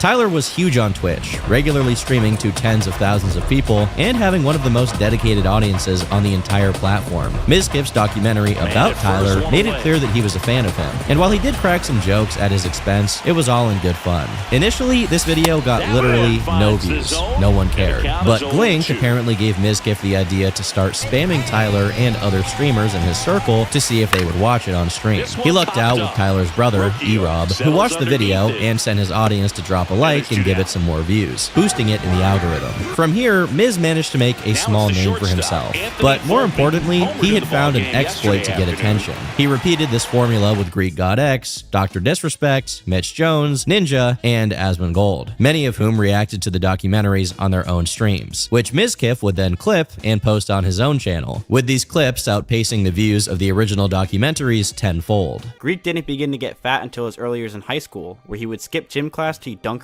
and play Minecraft in the library. Most of the streamers took them pretty well, having an easy time playing off the jokes and appreciating that Miz was clearly a fan of them. Most. And was known in school for his extremely bad ADHD and terrible SpongeBob impressions. 0-1 now. When Tyler wasn't forgetting songs. Oh, great stop. Are you kidding me, dude? I'd watch that if this guy wasn't in. First of all, I wasn't born in Lake Villa. Kappa 123's in the chat. I was born in the Detroit hospital. Bro. It's easy to see why people liked Mizkif's videos. He was definitely knowledgeable enough about these streamers to crack jokes that only their audience would understand. And some of these guys like Ninja, while they may not have taken it the best, did have absolutely massive audiences. Tyler Blevins reacted to the Mizkif video on him to over 140,000 live viewers. Within just 3 months of its release, the Tyler 1 documentary had hit 1 million views. And this is in a time before documentary content was the norm on YouTube, especially when it came to YouTubers, and really when it came to streamers. There were only a select few who had found any success doing it, but the man whose attention mattered the most for his connections was Ice Poseidon. Nowadays, it's likely that if you know the name Ice Poseidon, you have some sort of negative connotation associated with the brand, even if you don't know why. He's definitely made that bed for himself due to various controversies. But at the time, Ice was one of the most popular and beloved creators on all of Twitch. And to give credit where credit is due, Ice is extremely important to the history of streaming. While he began as a common RuneScape guy, the thing that really catapulted him into stardom was his IRL streams. Something so novel at that time that Twitch had to create an entirely new category on their site to accommodate its popularity. As a pioneer of online content, he was an extremely valuable connection for anyone. That was some good I mean, he was wrong on like half the details, but it was funny. Seeing the potential in young Mizkif, Ice Poseidon got his manager, scuffed Steve Jobs, to get in contact with young Miz and offer to fly him out to California to make a documentary on his streaming career. Matt had officially graduated from a regular viewer to someone invested in the meta aspects of Twitch culture, and now he was an actual part of it. While the documentary never came to fruition, it did give way to another opportunity, to be a cameraman for Ice Poseidon's streams. Also, I see that Ice Poseidon is a man of culture, so be sure to use code TOM for 10% off at gamersupps.gg/Tom. When he arrived at Ice's house, he would tweet on the 16th of May, 2018, "Everyone is smoking blunts and talking about rappers, and I just want to play World of Warcraft and watch E-Rob buzz. The house smells like Greek," referring to Greek god X, "ate a bunch of Chipotle and all over the floor." These streams were extremely chaotic, and so was Ice's community. He's going to need to figure it out quickly, though. On the ground, right side, Rokio. They would feature cameos from names like Sam Pepper, Anything for Views, Andy Milanakis, Asian Andy, and many others. Ice was at the peak of his career as a mainstream creator, and Miz managed to carve out a reputation for himself as Ice's quick-witted cameraman. Ice even offered for Miz to stay in Los Angeles full-time and be a part of his traveling entourage, an offer that was definitely difficult to refuse, but that's exactly what Miz did. Instead of becoming a staple of Ice's streams, in July of 2018, he decided to move back to his parents' house in Florida and stream on his own, using the small following he had accumulated from the documentaries and Ice's community. At the time, this amounted to a few hundred viewers, but it was enough to start getting noticed by much bigger players in the Twitch ecosystem. Holy, Trainwreck TV is my stream. Trainwreck TV. That's twitter.com/Trainwreck TV. Yo, Trainwreck, can I go on your podcast? 1, 2, 3, go the Yankees. But they lead at 3-0. We have got to the point where literally anybody can build a fully working app without knowing how to code. This is Base 44. This is a first look at the current industry.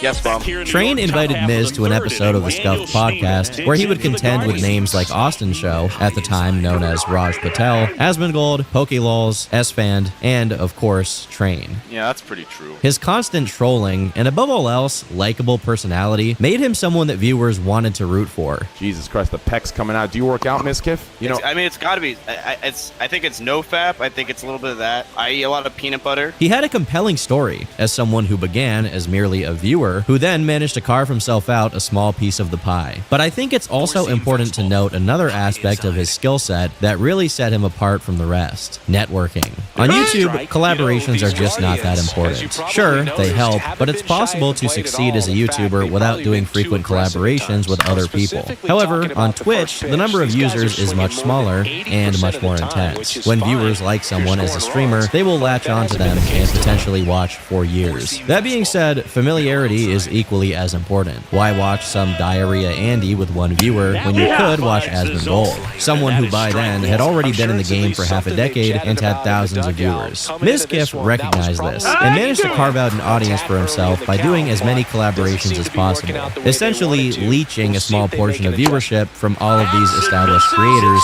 for himself. While his gaming streams definitely got some clicks, particularly playing the game Marbles, and of course, staring at a wall for 7 hours straight, the thing that really defined Mizkif's career at the time was his collaborations. People like E-Rob, Pokelols, Russell, Lakari, Greek God X, and Mitch Jones became regular collaborators and members of a growing circle of entertainers. In the same way that Ice had pioneered IRL streaming, Miz was spearheading his own growing genre of content, just chatting. Just shaved my head. Oh my god, you look terrible. Got him swinging. That's Lakari, dude. Look at me. Other guy. Oh shit, wait. I thought, okay, wait, you're not black. Right. Typically, streamers are wary of engaging with their chat too much. There are a lot of issues that can come from too close of a connection to a bunch of people who only know you parasocially. But in the early days of streaming, there was one notable exception to this: Ice Poseidon. Ice would blatantly encourage the chat to break the fourth wall, to make suggestions for what he should do, from where to travel that day, to who to talk to which random person would make a funny addition to the streams. Miz had seen this and was aware of the power that comes from talking directly to a chat full of people who are watching your every move. For example, he once gave a viewer mod on his streams because the man actually counted to 10,000 in his chat. 10,000! He counted the whole way! And a small mirror. What a guy! He also seemed to show genuine regard for his viewers. When one sent a worrying message in his chat, he paused the regular proceedings to try and talk him out of making a life-ending decision, earning him an article in Dixerdo, where they write, Mizkif then continued to support the viewer, inviting them to stay on stream, hang out, and join his Discord. The viewer replied not long after, saying, "This is what I needed, and this makes me happy," pointing to the support of Mizkif and his community. On a lighter note, at one point, Miz also shaved his head live, with chat noticing his egg-like appearance, henceforth giving birth to the Eggers emote. Over the latter half of 2018, he went from just a few hundred live viewers to over 1,000. It was also discovered during this time that there was a certain Instagram model by the name of Emily who happened to share a last name with Mizkif. This led Miz to troll the audience a bit by pretending that she was his sister, a game that she was willing to play with the viewers. You want to see my dad? I do want to see your dad. Reached on an infield single. That's not even bad. It used to be way worse. It's not bad at all. Fellow streamers Moxie and XQC would also notably stop by. No, I'm good. I'm not paying attention whatsoever. I don't know if any of y'all are talking to me. The stream took place in December of 2018 and would peak at 6,000 live viewers, rivaling the audiences of those he had never even met just half a year prior. By this point, Mizkif seemed inevitable.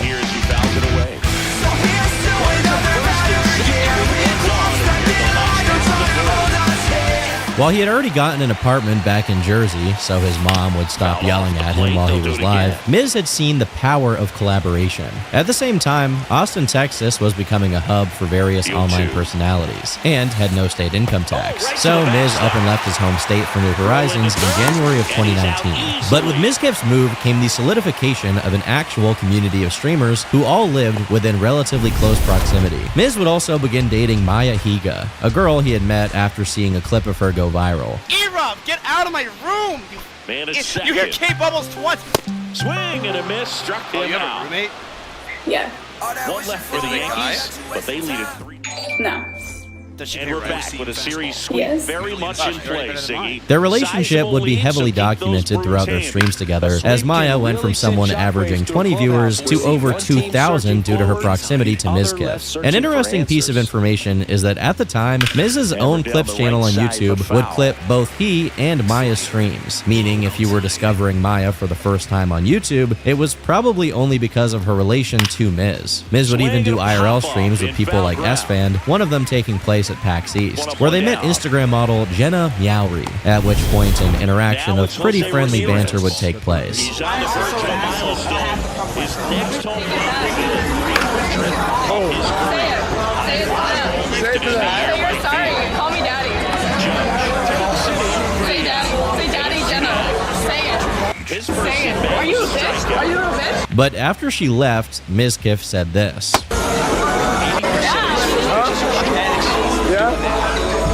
she likes us. I think she does too, actually. She followed me on Twitter. She sucked my dick while you weren't looking. Really? Yes. That's really crazy. You only lasted like 3 seconds.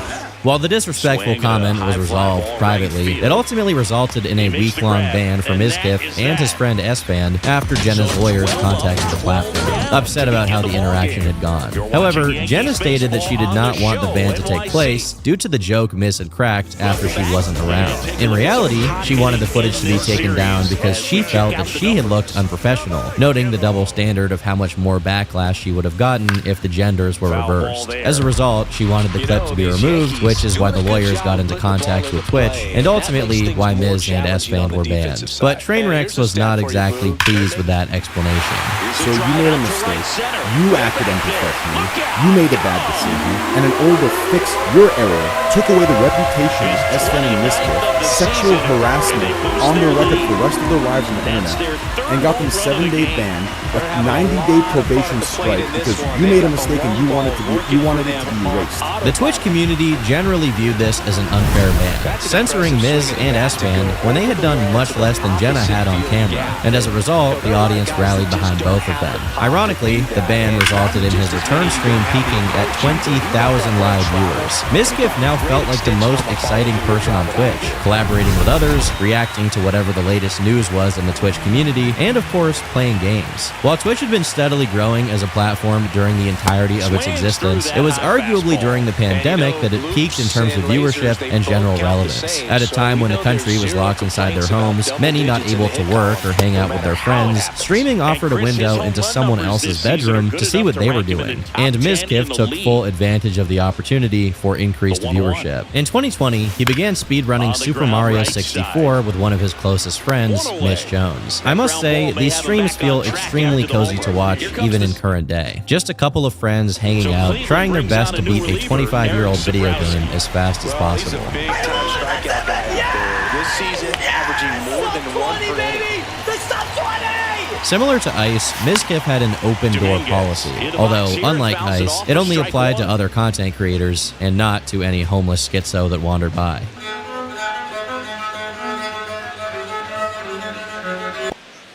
Love Roblox? Earn Roblox digital gift cards with Microsoft Rewards. Sign up for Microsoft Rewards and earn points for your everyday activities when you search on Bing, play on Xbox, and use other Microsoft products. Get started today. Still able to get it there in time, and they do get the out. Old friends and fan favorites like S-Fan and Train showed up, and even more controversial figures like Alinity, mostly known for chucking the cat into the Shadow Realm. You also had Call Me Carson, who popped up on Mizkif's stream after his own cancellation. In 2021, Mizkif and Maya also broke up, although it appeared that the relationship had ended amicably. But with one flower fading, another came into his field of view, Emmy-Ray. The two had met on stream, and by early 2022, a relationship began, although it was kept behind the scenes for reasons we'll discuss later. But from the interactions they had while live, it was more or less an open secret.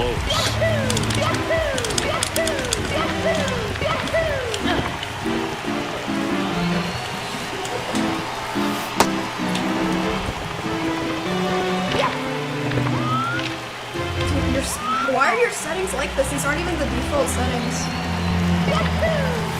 Last couple of pitches breaking balls away. I think he's going to have Another important thing to note here that's going to come up later is that even during the peak of his popularity, it was widely acknowledged that Mizkif was obsessed with analytics, particularly in comparison to others around him. My viewers were dropping, Maya's were only going up.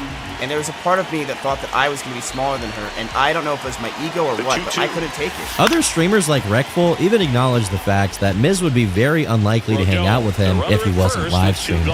See, I know for a fact that me going live right now raises the chance that Mizkif doesn't ignore my text and hang out with me 69,420%, you know? Undoubtedly, the peak of his popularity was during early 2022, when he was collaborating with literally everyone. You name an E-celeb, and they were on his stream. Jenna Meowri even returned to guest spot his show. This collaborative nature was also reflected in his business dealings, with the most important of all being One True Pain. OTK, the point of it was to basically create an org where we all make content together, and then we would one day sell the org. The organization had been formed back in October of 2020, being a brand built around a number of online personalities. The original lineup consisted of the Egg himself, Asmongold, Bridge Campbell, S-Fan, and Tips Out, with others joining over time like Tectone, Jay Flat, who had recently moved to Austin, Texas, and NMP Lowell. The most accurate thing I can compare it to would be AMP, which in current day is Kai Cenat's streaming brand. It was essentially a business model meant to take advantage of the large audiences of all of its members. They secured sponsorships with PC builders, they had a professional World of Warcraft roster, and of course they held a number of massive streamer collaborations. Miz was averaging around 40,000 live viewers, making millions of dollars a year from a variety of revenue streams, and without a doubt was one of the most well-connected people, not just on Twitch, but also in the entirety of the content creation world. But a devastating controversy would threaten to rip it all away. While viewers of Miz likely felt like he was the center of their universe, and to an extent he was when it came to that side of Twitch, there was a rift beginning to form. People like Mizkif, Pokimane, and several others represented the brand-friendly side of Twitch, also known as the Poggers community. But in the background, a select number of streamers had begun to explode from a different kind of content, gambling. Oh my god, that's it, people. Oh no. Oh my god. In 2021, streamers like Aiden Ross and Miz's old friends, XQC and Trainwrecks, had begun playing on online casinos like Stake and Roobet. The casinos would eventually take notice, sponsoring these streamers not just with a monthly allowance to gamble with, but also giving them millions to promote the casinos on their streams, driving more and more people off of Twitch and to their funny money games. These streams were extremely degenerate, meaning they were also entertaining as hell. But the popularity of these streams sparked a debate on the ethics of doing this kind of content, especially on a website that had a lot of teenage viewers. Before long, Pokimane, Ethan Klein, and Tassan Piker were all at the forefront of vocal criticism around the topic, with Mizkif also being included in the conversation as he was one of the main figureheads of Twitch at that time, as well as someone who had turned down a $36 million gambling deal of his own. I saw some of my mods gambling live stream. He's already homered in this game. I started that. They are gambling because of me. And I just felt like crap. And is it really worth the money when I already make so much? But the debate around the ethics of gambling would really come to a head in 2022. A streamer named Slicker admitted to borrowing upwards of $300,000 from fellow creators and fans. This was done on false pretenses to fund his CSGO gambling habit, effectively scamming them out of their money. One of the people he scammed was Trainwrecks, who, having donated huge sums to streamers in the past, predictably obliged by Slicker's request for help to the tune of $100,000. He gave me like $150,000. No, sorry, not $150,000, and I know people are going to be like, the people I owe. 150. So this is more than over 300K. A financial scandal of this magnitude had never been seen on Twitch before, and it only contributed to the rising tide of gambling criticism on the platform. With the mounting pressure from streamers and the public, Twitch as a company would end up banning gambling from the platform. But in the midst of the controversy, a lot of different inconsistencies were pointed out, like the fact that Twitch's parent company, Amazon, had a partnership with DraftKings, one of the most popular sports betting sites in the world. It was also pointed out by Asmongold that Slicker, for some reason, was not banned on Twitch in the wake of the controversy, pointing out the double standard of not banning Slicker, who had defrauded dozens of people, but keeping Jadeon banned because he had made some jokes about Pokimane. On Twitter, Train responded in a somewhat heated fashion, saying, "Because your pals decided it was in their best interest to use and platform the very person that scammed everyone for his horse racing and tennis bets to somehow twist it and wage their war against me. And we both know deep down why the insecure little man is doing this." Now, I'm not sure who the little man is that Train is referring to here, but this is where our main character re-enters the picture. Mizkif, seeing the drama, decided to chime in, stating this: "If we're going to deplatform people for scamming others, shouldn't we have banned you for Jolt's coin a few years back?" Whether there's any truth to the specific claim being made about Train here is unknown. What is known is that this single tweet may have been one of the worst mistakes of Mizkif's life. Train responded with, "Are you going to send Maya and Mitch to railroad and blackmail me like you did all those girls to cover up all those sexual assaults? You scumbag piece of shit. You want to come at me and make stuff up? Then you better be sure you don't live in a glass house. You insecure pussy." Sometimes life can be a little messy. But with next-gen Nubella Performance Ground Fabric ball, and left Active, side. we've And got your that's whole home just covered. foul. So you can get back to what you love, messes and all. The 0-2. And they'll do it again. Chisholm off of first with 2 away. Now at Whataburger, you can get the new Big Ranch Really Wrap for good $3, taste, with 2 5 premium strikes. Whata Chicken Bites for $4, or a Bacon Cheese Whataburger Jr. for $5. Add fries and a drink for a little more. Now that's a Whata deal at Whataburger. Download the app.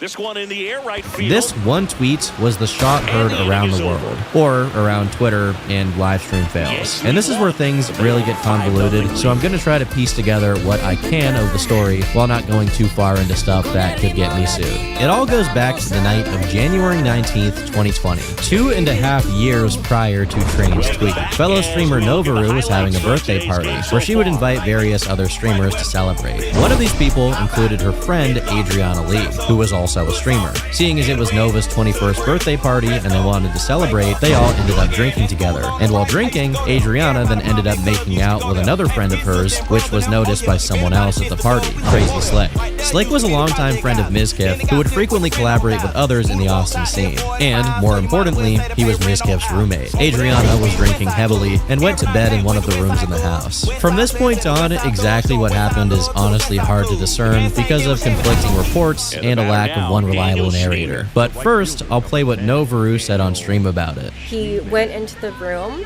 and he started, I heard this from 3 people, by the way.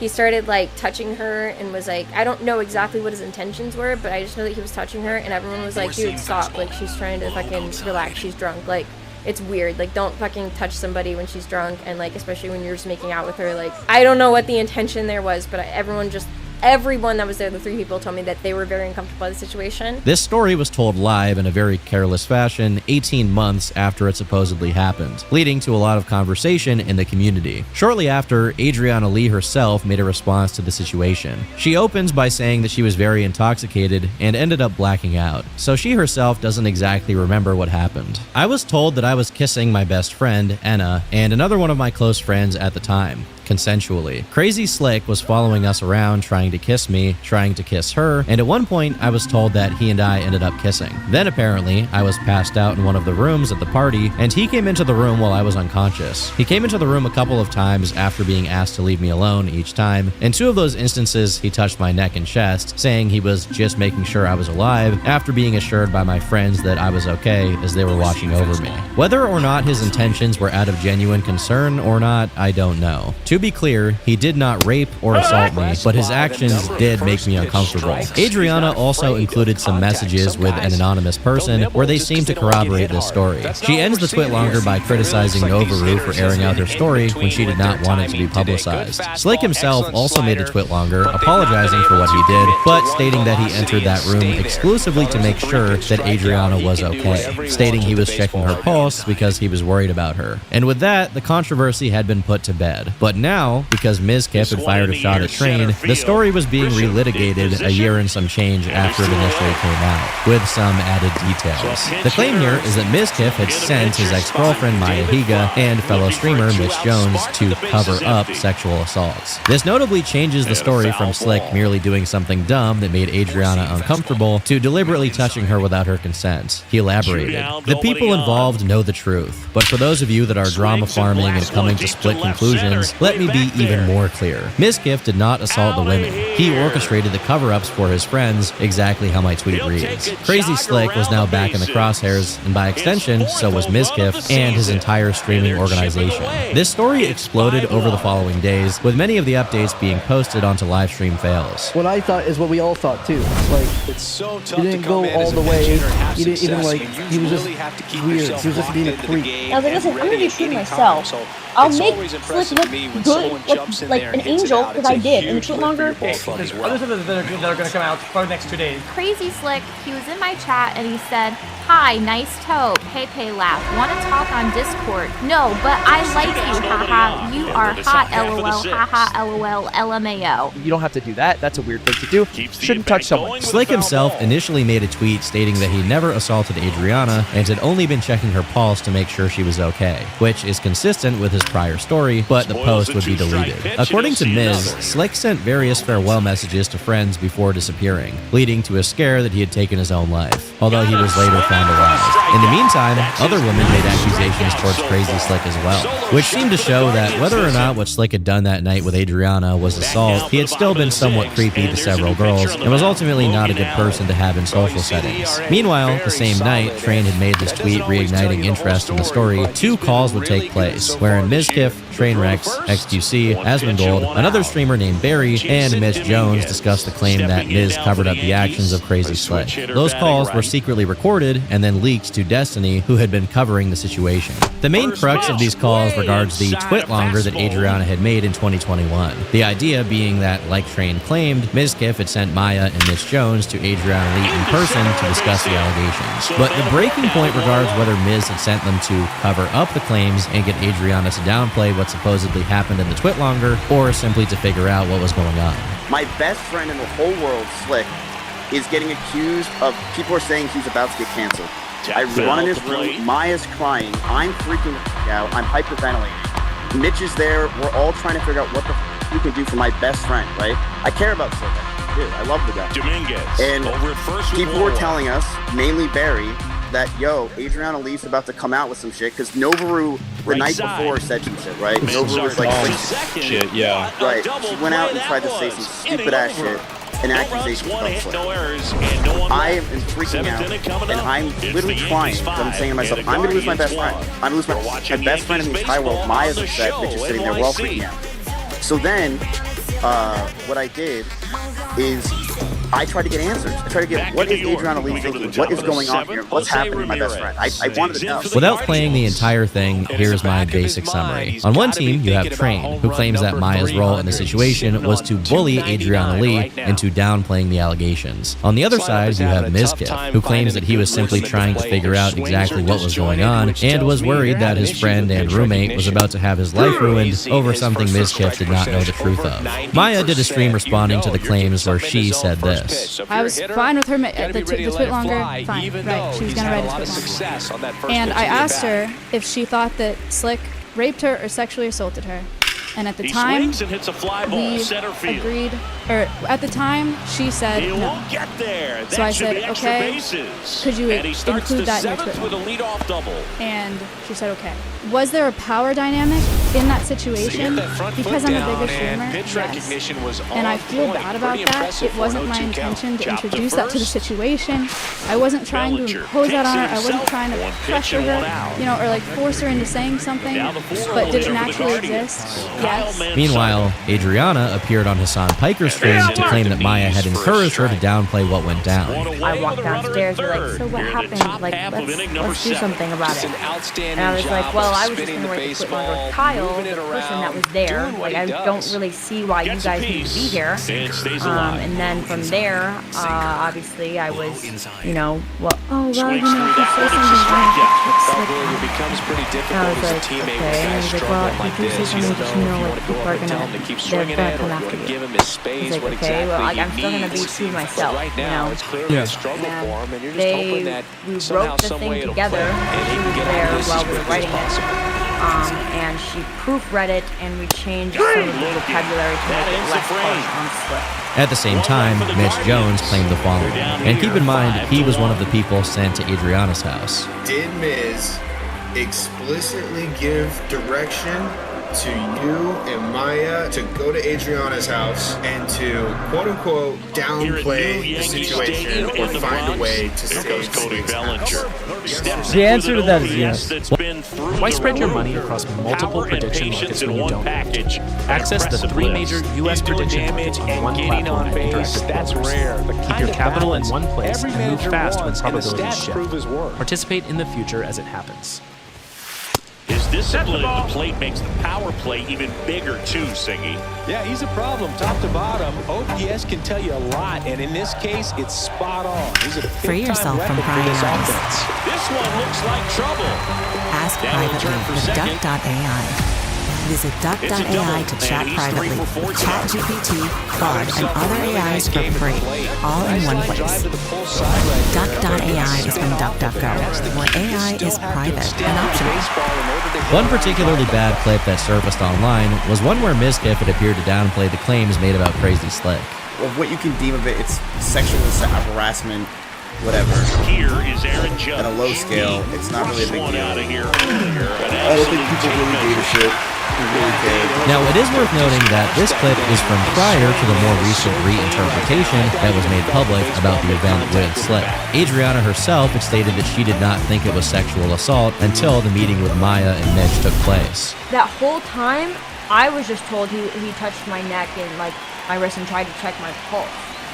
And then I found out as we were writing that tweet longer that he touched my chest. Many would argue that Mizkif was not aware of the severity of what the true allegation was, due to the twitlonger that Adriana had made downplaying it. But of course, that then brings us back to whether or not Mizkif had sent his friends to get Adriana to downplay the allegations in the first place, and his level of awareness on what Slick had done. As you can tell, this entire thing is very messy.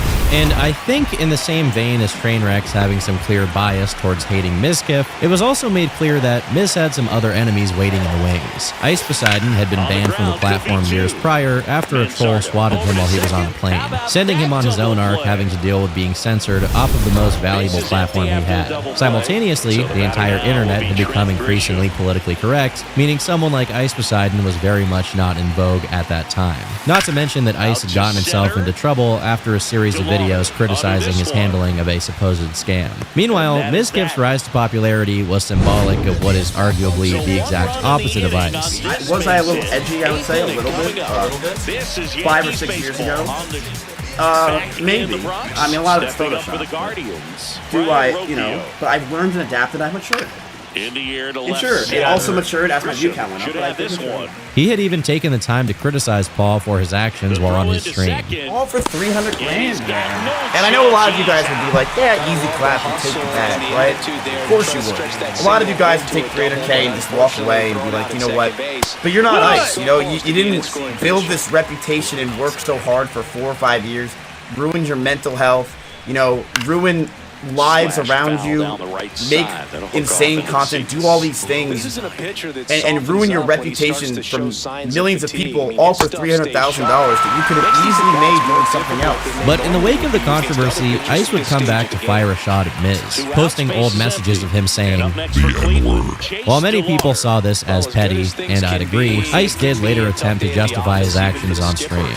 Well, we were friends, and then he got big, and then he not able to get anything going. Didn't talk to me anymore. Big swing and a miss. I was like, okay, that's fine, I understand. And then he just started to give me backhanded fucking comments on his stream. And then he would just like play it off as a joke, and then he just keep doing it. When I was fucking down, bro, like I was low, like I was in some of the lowest parts of my life. But I still didn't leak anything, ever, because I'm like, it's kind of lame to leak shit. But then after the whole drama with the sexual assault thing and the fake wokeness and all this bullshit that everyone was peddling, I was like, all right, well, you know what? At this point, everyone. So that was my 2 cents that I just decided to add in. Ultimately, none of us were present for the meeting with Adriana, Maya, and Mitch, so we can't know exactly how that conversation went down. What we do know is that the consequences for Mizkif and the Austin streaming scene were catastrophic. Firstly, you have the negative publicity.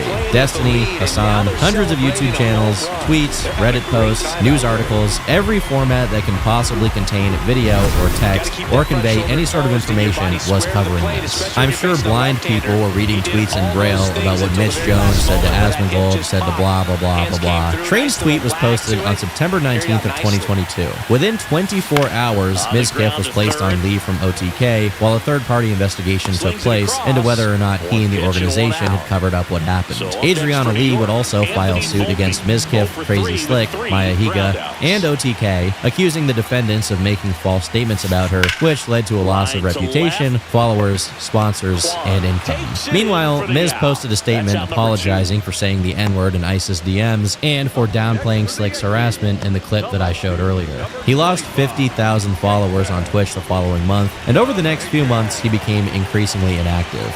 In December of 2022, the third-party investigation would conclude with no direct evidence that Mizkif had attempted to minimize or cover up the alleged sexual assault, and so he was reinstated as an official member of OTK. But the lawsuit from Adriana was still ongoing behind the scenes. In that same month, another member of OTK, Rich Campbell, was also accused of sexual assault. Both Asmongold and Tectone would talk about the allegations. And I saw a lot of people that were saying that it wasn't true, that she's making everything up. Please do not do that. You are not our fan. You're not on our side. We are on their side. That's why Rich is gone. A lot of people want to go online and tell women that their stories are invalid because they want to come to the defense of their content. They'll do it again. It's also worth noting here that one of the few people that defended Miz publicly was actually Emiru, giving a rather emotional appeal to the sincerity of his character.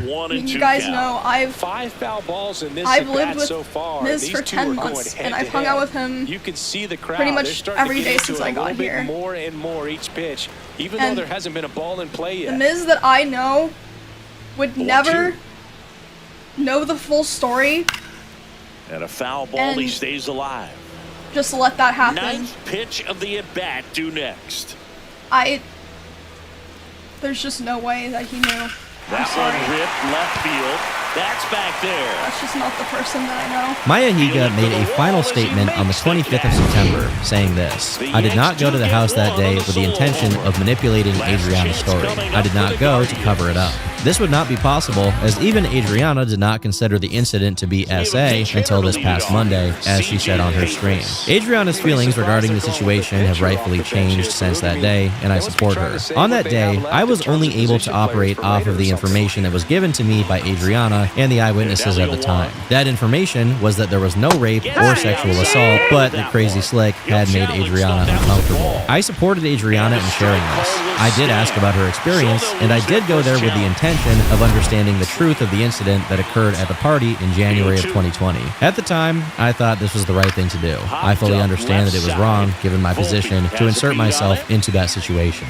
Following this, she would take a step back from online content creation to focus on her animal sanctuary. Jay Schlatt would ultimately leave OTK the same month that Rich was accused of SA, losing the brand one of their biggest names. And while he never talked about it publicly, it's likely that the constant scandals plaguing the company were just not worth his association. Being seen next to Mizkif in that streaming room now had some strings attached, and thus began a rather dark period for his life. Just so sound in his mechanics, hits against a firm front side, and the hands just continue to carry through the middle of the field. This situation put Mizkif in an awkward position, to say the least. The constant growth he had been experiencing was put to a halt as a legal battle raged behind the scenes. His company and his own reputation were called into question, and his opportunities became limited. Publicly, he did attempt to keep the streams going, and there were definitely some notable happenings. While his ability to make connections was definitely harmed, he still had a number of people willing to collaborate with him and make content. Alinity, his sister, who is not really his sister, Cinna, Extra Emily, and many others. He was not at his peak, but he was still a formidable force in the streaming space, able to collaborate with some of the biggest names on the platform. Was he going to be Kai Cenat? No. But the network he had built was still valuable and worth pursuing. On top of that, Miz made a wise decision in diversifying his income streams, the best example being Iron Forge, a gym he opened in Austin. Not only would it serve as a fully functioning business in its own right, able to get up to 1,000 members and break even financially, but it also provided a valuable avenue for content. He could invite other sweaty streamers to exercise, which is definitely a pretty funny novelty. He could host events, or even legends of the bodybuilding world like Ronnie Coleman would stop by to see what all the fuss was about. While some had made the case that his career was over, in reality, there was a lot of success still happening at this point in time. His monthly viewership had definitely declined, as did his follower growth, but he was still the owner of a 2 million follower channel on Twitch, and was seemingly able to average as many as 20,000 live viewers on a regular basis, even with a more inconsistent streaming schedule. But there were a few small, notable controversies from this point in time. For example, he got into a beef with Bruce Dropomoff, who ended up having this to say. Miz can stop texting my phone. You are blocked, bitch ass nigga. He also got into a few minor spats with people like Tommy Ennett and Bryce Hall, but none of these appeared to be major scandals that affected his reputation. However, one seemingly random tidbit here regards Miz working out. People noticed that Miz's body began to change drastically, and while his physique itself was attainable in a natural way, the speed of his progress was unusual. This led people to speculate that he was on steroids, but Mizkif denied that this was the case. There would also be a few candid moments from Mizkif's streams where he appeared to be having a mental health crisis, feeling that the public backlash he got was undeserved. Oh, your stream and stream, bro. Get on my chat, man. My mental can't take it anymore. I can't do it. Like dying. It's so bad, chat. It's so bad, man. Publicly, Miz was collaborating with his friends, particularly his girlfriend Emiru, trying to pump out content like usual. He even managed to secure a stream with BB No Money, easily one of the most brand-friendly and progressive rappers out there. It seemed like maybe the supposed setback from a few years prior was finally beginning to lift. But behind the scenes, the court case was ongoing. Just from watching his content over the course of early 2022 until late 2024, you can see that his personality is not what it used to be. The guy is no longer as carefree and definitely had these situations weighing on him, and the emotional outbursts would ramp up in severity. On February 6th of 2024, his former friend, Mitch Jones, released footage where it's implied that Mizkif had basically beat his ass. I was at his house, we were arguing, and then I asked him for a ride home. Get in his car, we're still arguing, and that's when we drive past this part of the neighborhood where the camera caught the assault, and I have the evidence right here. So that was right before the assault. This is directly after the assault. Slap! You said you could take me 7 times. You, with yourself, you're drunk and on cocaine. Instead of talking to a friend, you're treating like shit. You think you're gonna kill myself. All you can say is fuck you. All you do is say fuck you. You think you're treating like shit.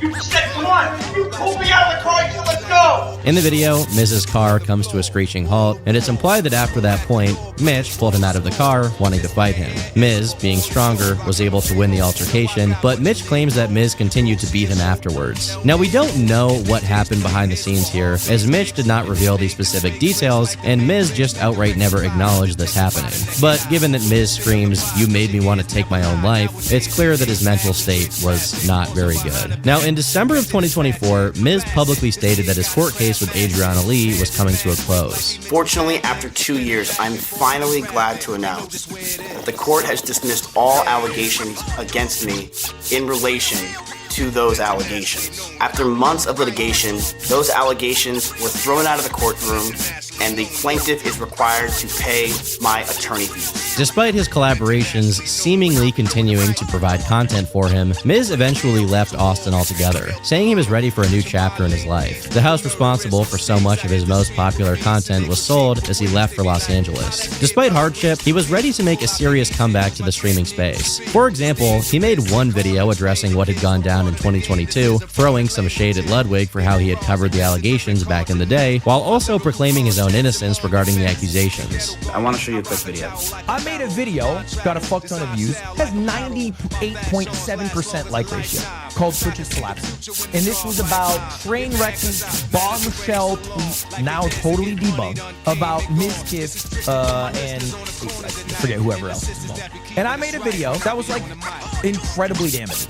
It was just not at all based in fact, because you don't have fact when you make a video based off of tweets that are completely made up. These videos have no research to them. These videos are aggregates of what is available to see online. In September 2022, I was accused of covering up sexual assault by Trainwrecks TV. This resulted in the biggest drama that has ever happened in the history of Twitch, where dozens of the top content creators attacked me for weeks, saying that I covered up sexual assault and I deserved to be banned. Ludwig was one of those content creators who made a video titled Twitch is Collapsing with over 3 million views. This video told people that I was the only one involved in this whole thing, and I orchestrated basically a cover-up. This resulted in me losing so many of my fans, torpedoed my career, destroyed my mental health, something that I don't know if ever will come back, and has ruined my life and almost everyone I know around me. I'm not doing this as a hit piece on Ludwig. I really don't care that he apologized or said that he fucked up. I'm making this video because I think a lot of people on Twitch understand that it was false and understand that it's not true. But on other platforms like Instagram and TikTok, a lot of people hate me because of this. I hate that this happened, but I keep moving on. And if you're someone that watched me over the years but thought I did that, give me another chance.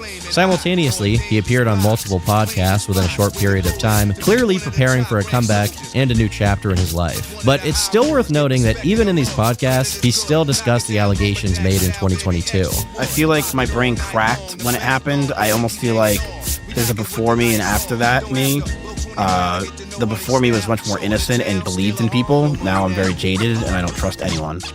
And that's a very sad life to live when you're trying to be funny and entertaining, because it's almost like you don't want to entertain because you're just like, I don't like these people or they're going to betray me one day. He makes a clear distinction between him before and him after, and the difference in his mental state since that moment. What's intriguing to me, however, and you guys if you've been paying attention, is that despite what happened, he was still very successful, but for whatever reason, instead of fully putting this situation behind him, or at least not talking about it in the public, it was clearly still a subject he was holding on to. Regardless, with the majority of the legal claims against him being dismissed and Miz relocating to Los Angeles, maybe he could finally build back the momentum that he lost, and perhaps the 2022 drama would end as a minor footnote in an otherwise impressive career.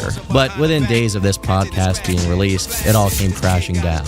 And this brings us to 2025. Get exclusive Mortal Kombat 2 wallpapers for your PC with Bing. Choose your fighter. New wallpapers daily.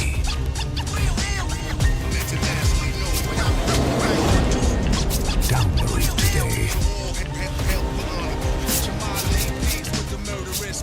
I hit the street with beats and they critique for weeks. They be like, how that kid Rob reached the peak. Pull out the heat and use my technique to speak. Hey, if you want to get rid of your beer belly in time for summer, check this out. Hey, Dr. Drew, do celebrities cut carbs to lose weight? No. Cool. Hey, Dr. Drew. Dude, do celebrities run a lot to lose weight? No. You've been running? Well, yeah. What's up with everyone? They're trying to lose weight. Well, they're doing it all wrong. Completely agree. That is not how you lose weight. I was on carnivore for about 4 years. No carbs. And I had no problem with it. I hated it. It suited me nicely.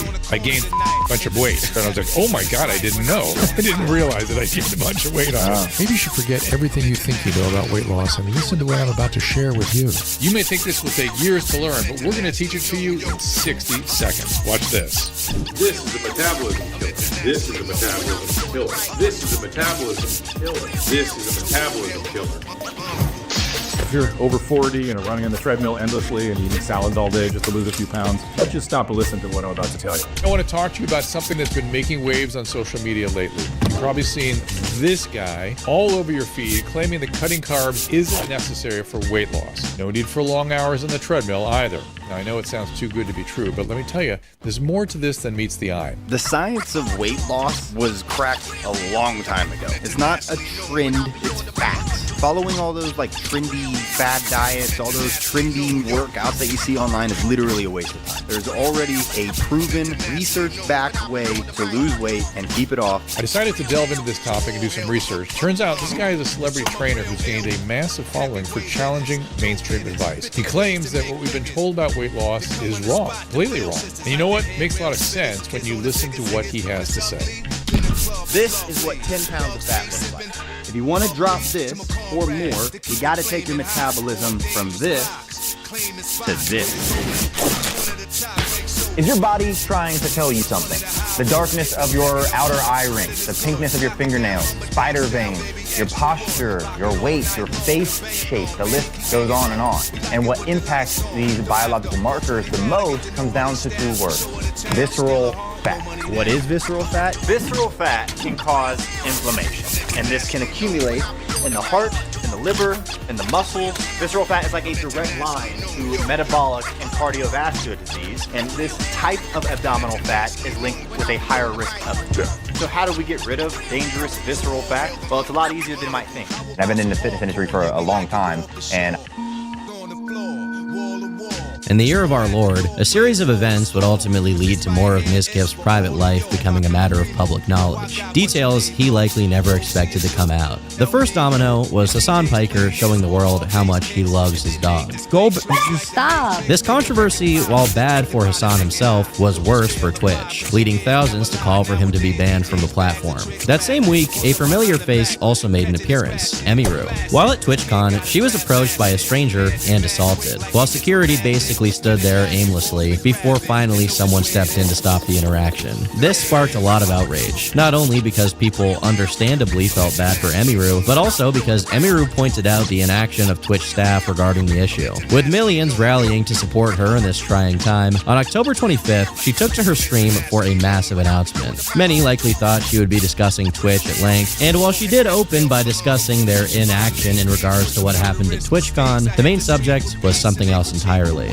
Today, I'm finally going to be opening up about the psychological and domestic abuse, stalking and harassment, sexual assault, and threats of blackmail that Ms. Kiff has done towards me. Emiru opens by stating that this was not coming out of nowhere. She claims to be bringing this information forward because she was informed by 3 separate people that Ms. Kiff had continued this pattern of abuse after their own relationship, and as a result, she feels the need to bring the information to the public to raise awareness and prevent him from doing so in the future. She also claims that Ms. Kiff had threatened her indirectly, telling others, including streamers, that if she ever came out about what he had supposedly done to her, he would start a smear campaign against her, even specifically approaching one of her employees at TwitchCon, saying that if she ever came out, he would destroy her. She specifically says that his plan would be to accuse her of neglecting her rabbits, echoing the tone of the recent controversy around Hassan Piker. Perhaps seeing how it went for Hassan, his plan was to more or less jump on the bandwagon against animal cruelty that was happening on Twitch. With that preamble out of the way, she then explains that their relationship was very private, hidden not just from the public,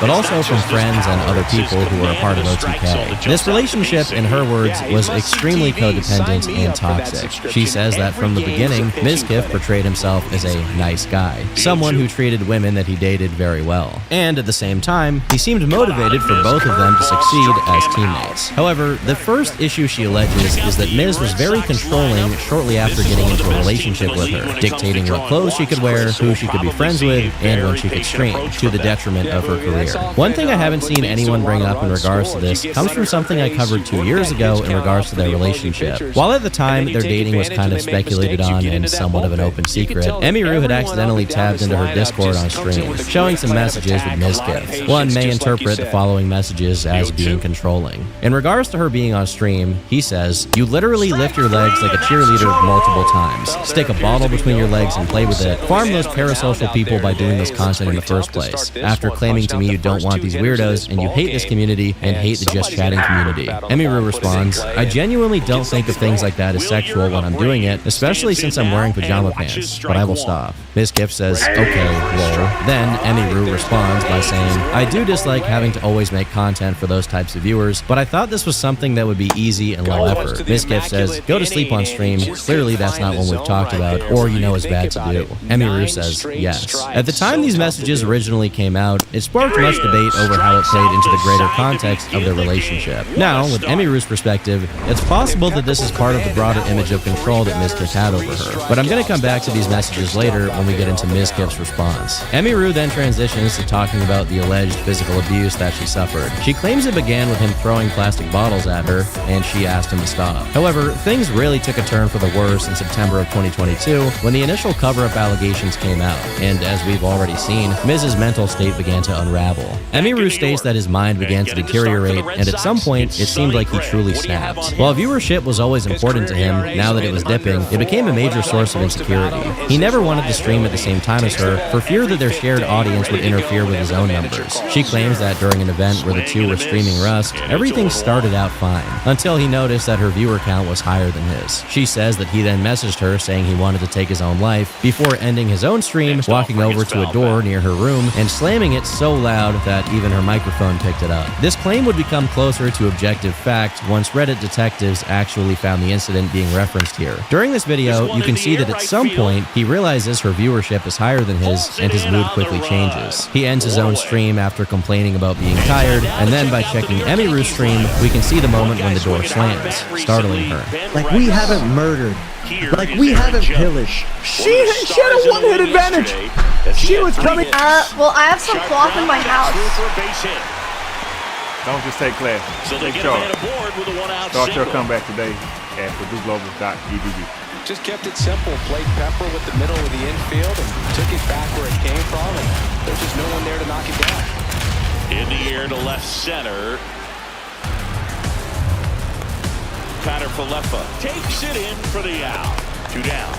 Every day during batting practice, these outfielders get about 10 minutes of balls in the gaps. They practice this, and when the game comes, they make the play perfectly. Bellinger in the box as he fouls off the first pitch. Judge leads off for...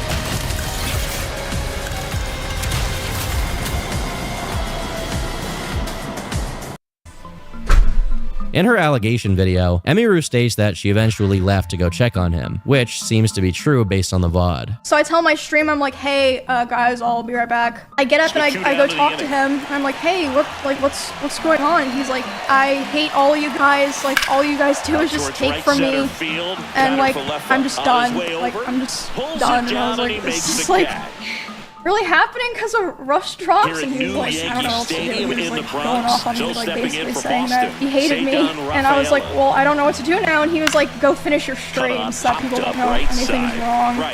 She states that from this point onward, things only got worse. He would destroy furniture in front of her, punch holes in walls, and at one point even threw his phone at her, giving her a bruise. He would throw his phone at me. I would tell him, you know, it scared me, I don't like it, and one time it even hit me in the eye, which caused me to get a black eye, but he always, you know, was like, oh, it's an accident, and I was like, oh yeah, it's an accident, like. Emiru claims that during these fits, she would lock herself in her room to get away from him, and he would scream and bang on the door while she waited inside for it to be over. And this behavior allegedly also extended outside of the house. Mizkif is the proud owner of an Audi R8, and according to her, he would drive his supercar extremely fast, including during arguments. She describes one specific scenario in which she and Miz were sitting in a restaurant, and he saw on his phone that Mr. Beast had invited another streamer to be in his video, a streamer that was not Mizkif. Supposedly, this led to Miz driving 150 miles per hour in his car with Emmy in the passenger seat, saying he wanted to take his own life the entire time. These outbursts would apparently be very consistent, with him throwing his phone at some furniture because her YouTube video was doing better than his that week. She states that in October of 2024, they would finally break up, and a week later, he would come over to her house to talk about closure, at which point Emiru claims she was assaulted by him. I'll let her explain it. He started to try to comfort me by hugging me while I was sitting on the couch, holding me really close to him. And when this was happening, we hadn't talked in quite a while, and I'm usually very uncomfortable with being touched a lot by people that I'm not in a relationship with. But I let him hold me while I was crying. And he started kissing me in my face, and I let him do it. I was still sobbing a lot. And then suddenly, he tried to climb on top of me and aggressively shoved his hand down my pants, and I screamed. Yeah. And when I screamed, he jumped off me like a cat, like.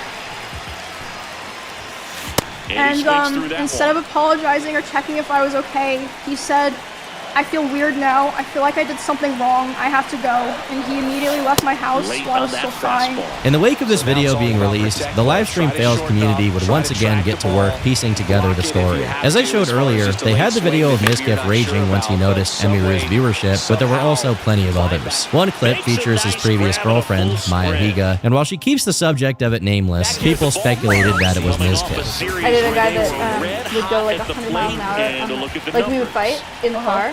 which was never my decision. You know, It these was Red always like Sox halfway. definitely Like, being like, aggressive start at and the then plate, go, like, but I think it's fair to wonder and I if would they're like being a literally little like beg him to slow down. I'd be so over-aggressive. scared I'm and I'd cry. specifically And then talking he about would the not first slow down pitch. for These us. batters are So swinging then more than I 80% started of driving. the time, which Like is I wouldn't let fine him drive me if you're anywhere. scoring runs, But then that hasn't if been we the would get in a case fight today. while I was driving, he would like pound my ceiling and my glove On the box. ground, He right would like side. scream and like hit the ceiling and like hit the glove Takes box. it to and the just, like, bag scream. and one away in the top of the In another third. clip, he throws some Starbucks bags at Maya. And while obviously throwing a paper bag is not the biggest thing in the world, it does seem to line up with what Emiru claimed. She would also show a series of screenshots of message exchanges, which corroborate some of what she says, particularly the idea that he was extremely insecure, mentally unwell, and would take it out on her. She shows that he continued to contact her after the relationship had ended, expressing regret for his behavior towards her, but also wanting to be on decent terms again. Emiru states she would have to stop attending events where he was present because she got the impression that he was basically monitoring her every move. With these claims now being public, Mizkif would fire up his own stream to respond. I'd like to take an aside here to say that responding to public allegations on a live stream is possibly the worst idea I have ever heard ever in the history of ever. But with that out of the way, let's just get into what Mizkif actually had to say. Before he gets into the actual content of responding to Emmy, he basically says that he is going to go nuclear on the entire streaming scene. A lot of you guys know I'm pretty far away from this stuff at this point, but I am totally okay with exposing a lot of things and saying things. At this point, I think it's pretty obvious I will not be friends with any of these people after this. Ludwig was right. I am going to completely separate myself from these people in this community, which is fine, and I've already been doing it, but I have hundreds of messages and DMs from people, things that people probably never want to get released that are very interesting for everyone, and I will be releasing it as time goes on, because why not? He also outright states that he did in fact tell her employee at TwitchCon that if she came out about what he did, he would destroy her reputation, specifically regarding the rabbits, which we're going to come back to later. In response to the idea that he had thrown things at her, Mizkif responds by claiming that he had never thrown water bottles at her out of anger or during their fights. He states that he did once throw his phone onto his bed though while he was brushing his teeth, which inadvertently gave her a bruise. And in fairness to him, she did say that she bruises easily, which he also points out. It would be me throwing my phone on my bed when I brushed my teeth. She did tell me she got a bruise from it, and I stopped. That's all that happened. I will throw you and show you an example. Trying to beat it to the spot it's getting to. Well, he won.